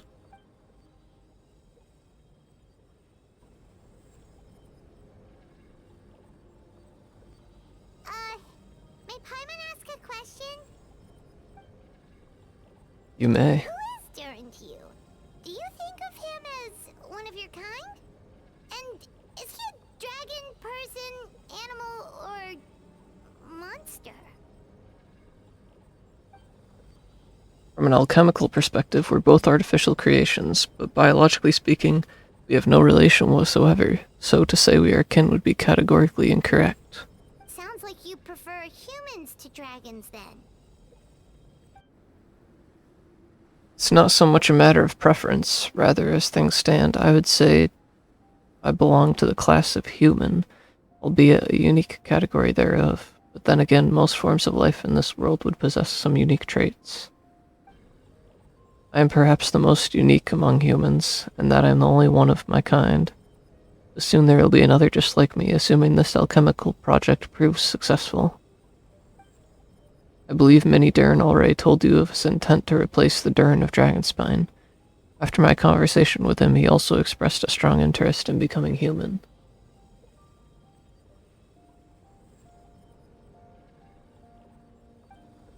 It's a fascinating prospect, not to mention an extremely challenging one, but I understand why he came to that decision. You see this as an act of creation. Well, understood in the broadest sense, this project deals with both the past and future, and stands to profoundly impact many lives. That primarily is what makes it worthwhile. Helping Mini Durin become who he wants to be is a secondary consideration, though still a meaningful one. By contrast, my personal motivations are nothing so grand and meaningful. I'm just pursuing something I believe in. In my view, to cultivate life which the world cannot generate endogenously is to cultivate the world itself. Whatever aids life in attaining a greater level of perfection improves the world by doing so. It's not a question of whether this ought to be done or not, merely whether I wish to. The alchemical enterprise is concerned with deciphering and comprehending all forms of knowledge. That is the path I walk. Of course, that's not to say that this is just a science experiment to me. Anything that affects Mondstadt I approach first and foremost as a member of the Knights of Favonius. Does that answer your question satisfactorily? Well enough, thank you.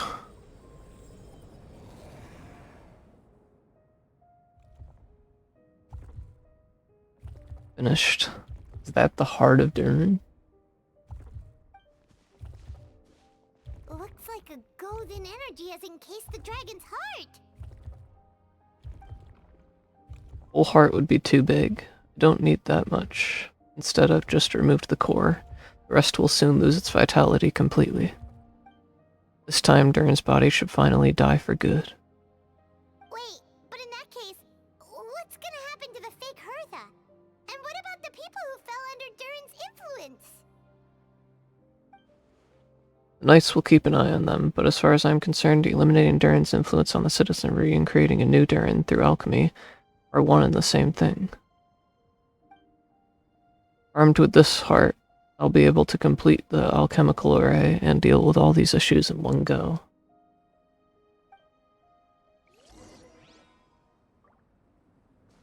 Let's return to Mondstadt.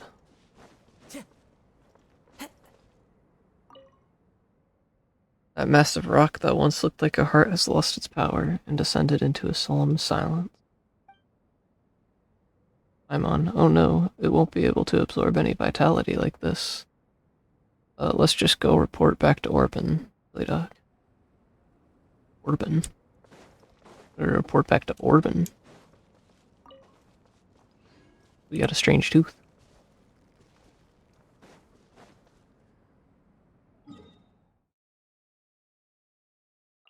Let's go back to Mondstadt.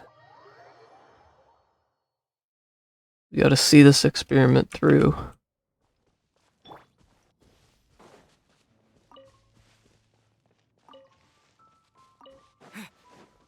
Have our mushrooms. Apple.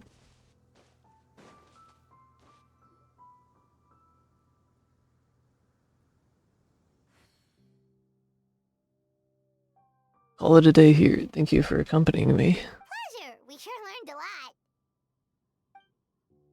Mondstadt's a lively place during the Windbloom Festival. You should take a look around and pick out some nice souvenirs for yourselves. Oh yeah, the festival!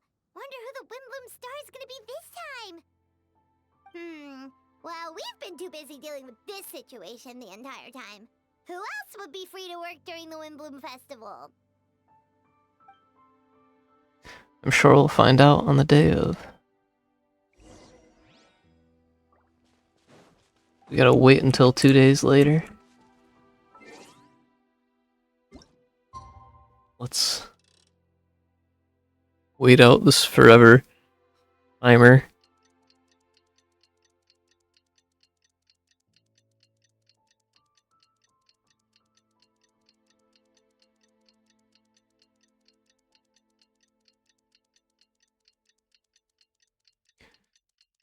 Man, my voice is tired.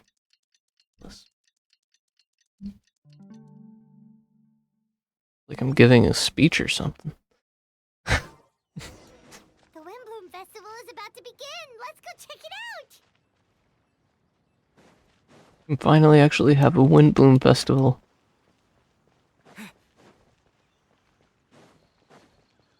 We gotta return to story mode. I think we gotta return to story mode. Why do we have to go all the way back there?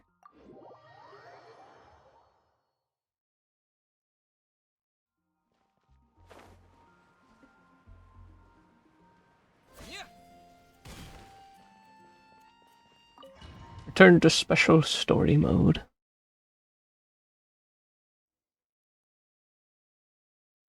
Finally time for a Windbloom Festival. As you all know, during this year's Windbloom Festival, the people of Mondstadt have banded together to defeat several waves of monsters that tried to invade our city. Accordingly, we would like to award the title of Windbloom Star to someone who made an outstanding contribution to the defense operation. This is someone who may not look like a strong warrior, but whose keen insights played a vital role in gaining control over the conflict. His words and songs always have a way of lifting people's spirits, and they were a great support to us all. Let us give a round of applause to this year's Windbloom Star, Venti the Bard. That's funny. That's funny. Wow! Amazing! Huh? No way! You're really gonna pick me? Why not? You're the perfect person for the job. Alright. unlimited free drinks at the tavern? I'm sure they'll be more than happy to support this year's Windbloom Star. If you'd like, you can even take a drink while you give your acceptance speech to the crowd. In that case, instead of a speech, how about a song? Everyone! The best bard in the land is about to begin his performance, so don't go away! Gather round and lend me your ears! Oh, we get a cutscene for this beautiful song. You go, Venti. Play that lyre.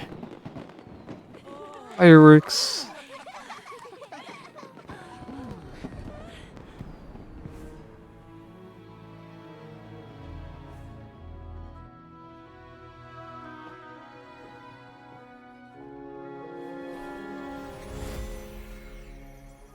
I hereby exercise the prayer of formation.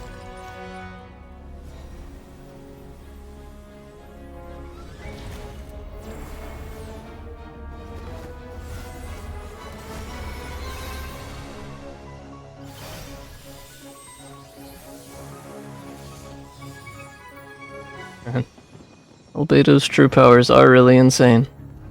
Ubiquitous earth, flowing water, raining fire, fortifying wind.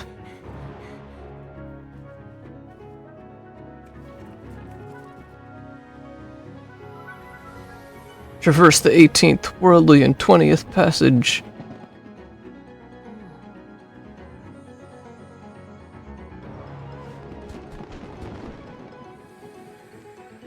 Emergent soul, enter the mortal realm. Elevate festering flesh into sacred blood and bone. O sages, witness my grand endeavor.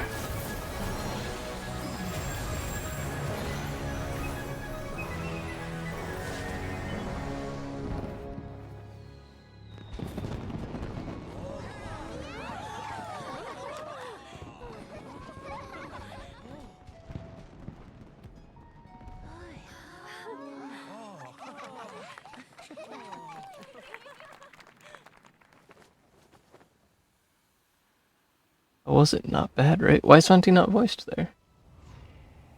Did they just forget Venti's voice line there?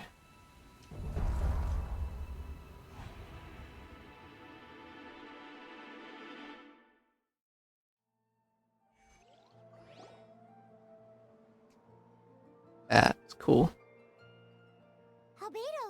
I can't wait. Can't wait till Durin comes out. I wonder when we're gonna get him, and yeah, I guarantee you he's gonna be a highly anticipated character, for sure. I can't wait till his official reveal.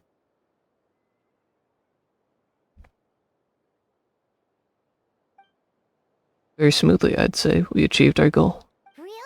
So Mini Durin looks like a human now? Correct, however, his newly formed body is still stabilizing. We should give him some time. Incredible work, Albedo. I graciously accept the compliment. It really is rather remarkable what we've accomplished. So, how do you feel right now?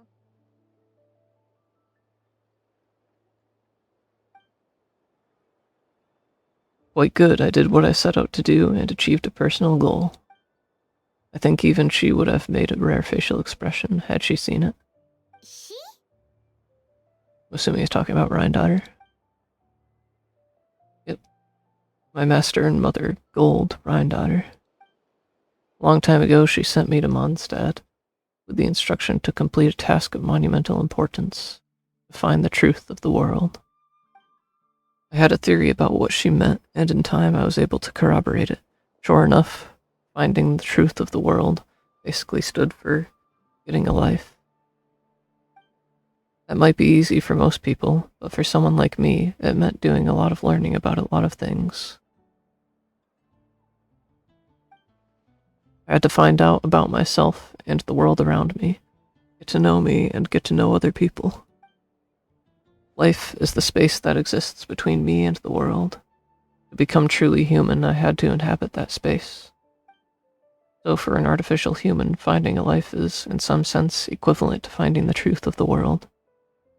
So that's what she meant, huh? Well, no wonder those monsters wanted to infiltrate the city and replace you. They wanted your life for themselves. Being alive is just existing, but having a life is what makes you truly human. I think that's the message she wanted to get across to me. Still, I found this whole series of events has given me new inspiration. Becoming human is only the beginning. What follows is the choices a human has to make in life, as well as the kinds of family bonds they will form. Most people would probably see the events of the last few days as something out of a nightmare, but for me, it's just part of my family life. I fear that the carefree existence my brother has enjoyed this far will now come to an end. Just like me, he will have to step into the world and face the same constraints as everyone else. You've got an unusual family, that's for sure. Well, I suppose we get it from our mother. She's highly unusual. There are all kinds of families in the world. Some base their life around the family store, others around the farm. In my family, I suppose we tend to the flower beds, and now I'm a gardener too. As long as you feel like you've gained something from the experience. Master never showed her face, but if the Hexen Circle knows what I've done, that means she knows as well and gave her approval. Since devouring Naberius, it would seem she has finally found a modicum of peace. Interesting. I don't really know what that means, but... And if so, then I am truly happy for her. She didn't always have a penchant for madness, you know? Devouring Naberius? What's Naberius? Same question as me, Paimon. It's the name of the ruler of life. Who's the ruler of life? What? Aunt Alice told me about it not too long ago, but it came as no surprise. I knew Master would do it sooner or later.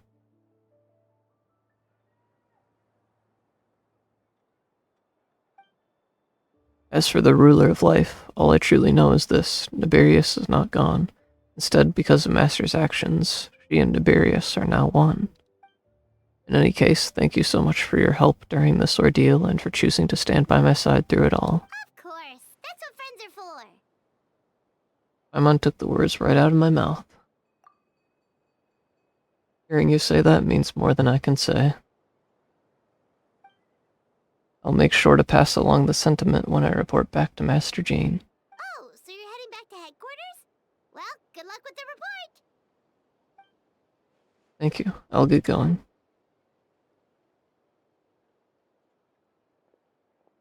Wow, this Wimbloom Festival turned out to be a special one. It feels like we really made a difference. Oh, Paimon almost forgot. If the Wimbloom star has already been chosen, what is this year's Wimbloom gonna be? Wanna take a guess? Why did I know Venti was gonna come in there? I just had that gut feeling that he was gonna come in at that exact moment. Venti, you're back. Well, I couldn't keep my two dear friends in the dark about this year's Windbloom, now could I? What do you think of the Cecilia? I just got some of those earlier. Quite fitting. I like it. The true feelings of the prodigal son. A sentiment as sweet and warm as a gentle spring breeze. Perfect for the season. Traveler, give me your hand. Huh? The mages are very pleased that you and Albedo managed to pass their trial. Albedo received the materials he sought, so you deserve something in return as well. He's just gonna give us a Cecilia. The Hexen Circle wants you to have this. It contains something entirely one of a kind. A secret of sorts. When the time is right, it will reveal itself to you. So no need to open it right away. Wow, a gift and a mystery all in one. The mages sure love their secrets, huh? According to the sender, you are probably the only person who could make use of something like this. So I suppose it belongs with you. Alright, thanks. Well, all I did was deliver it. Although, I did go to great lengths during this whole ordeal. I suppose a reward for my efforts wouldn't be out of the question.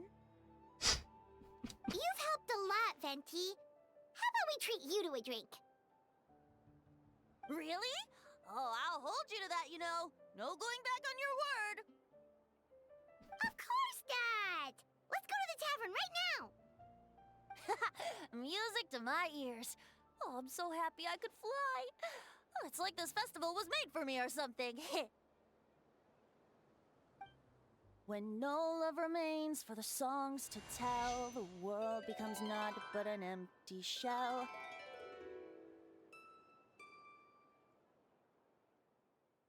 Ah, beautiful Mondstadt. Cruel is said fate, cruel it may be, were it not for a hero who could set us all free. Through shadows so cold, he saw wisdom untold, chasing a fragrance the wind only knows. This wistfulness waned and faded into night as he stepped from the darkness and into the light. Honestly, he's actually pretty good.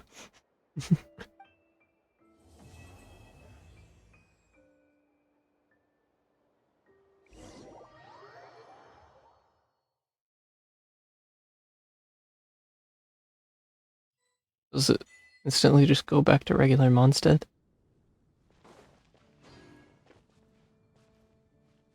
I think so.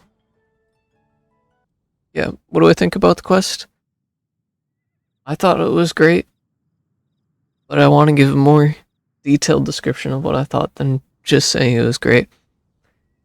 So, obviously, the fact that we were able to return to Mondstadt for a Windbloom festival nonetheless was very exciting. I love that.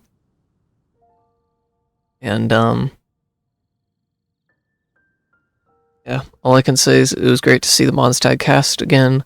Obviously, disappointing how a lot of them didn't have voices, but we did some of our own voice acting, I guess.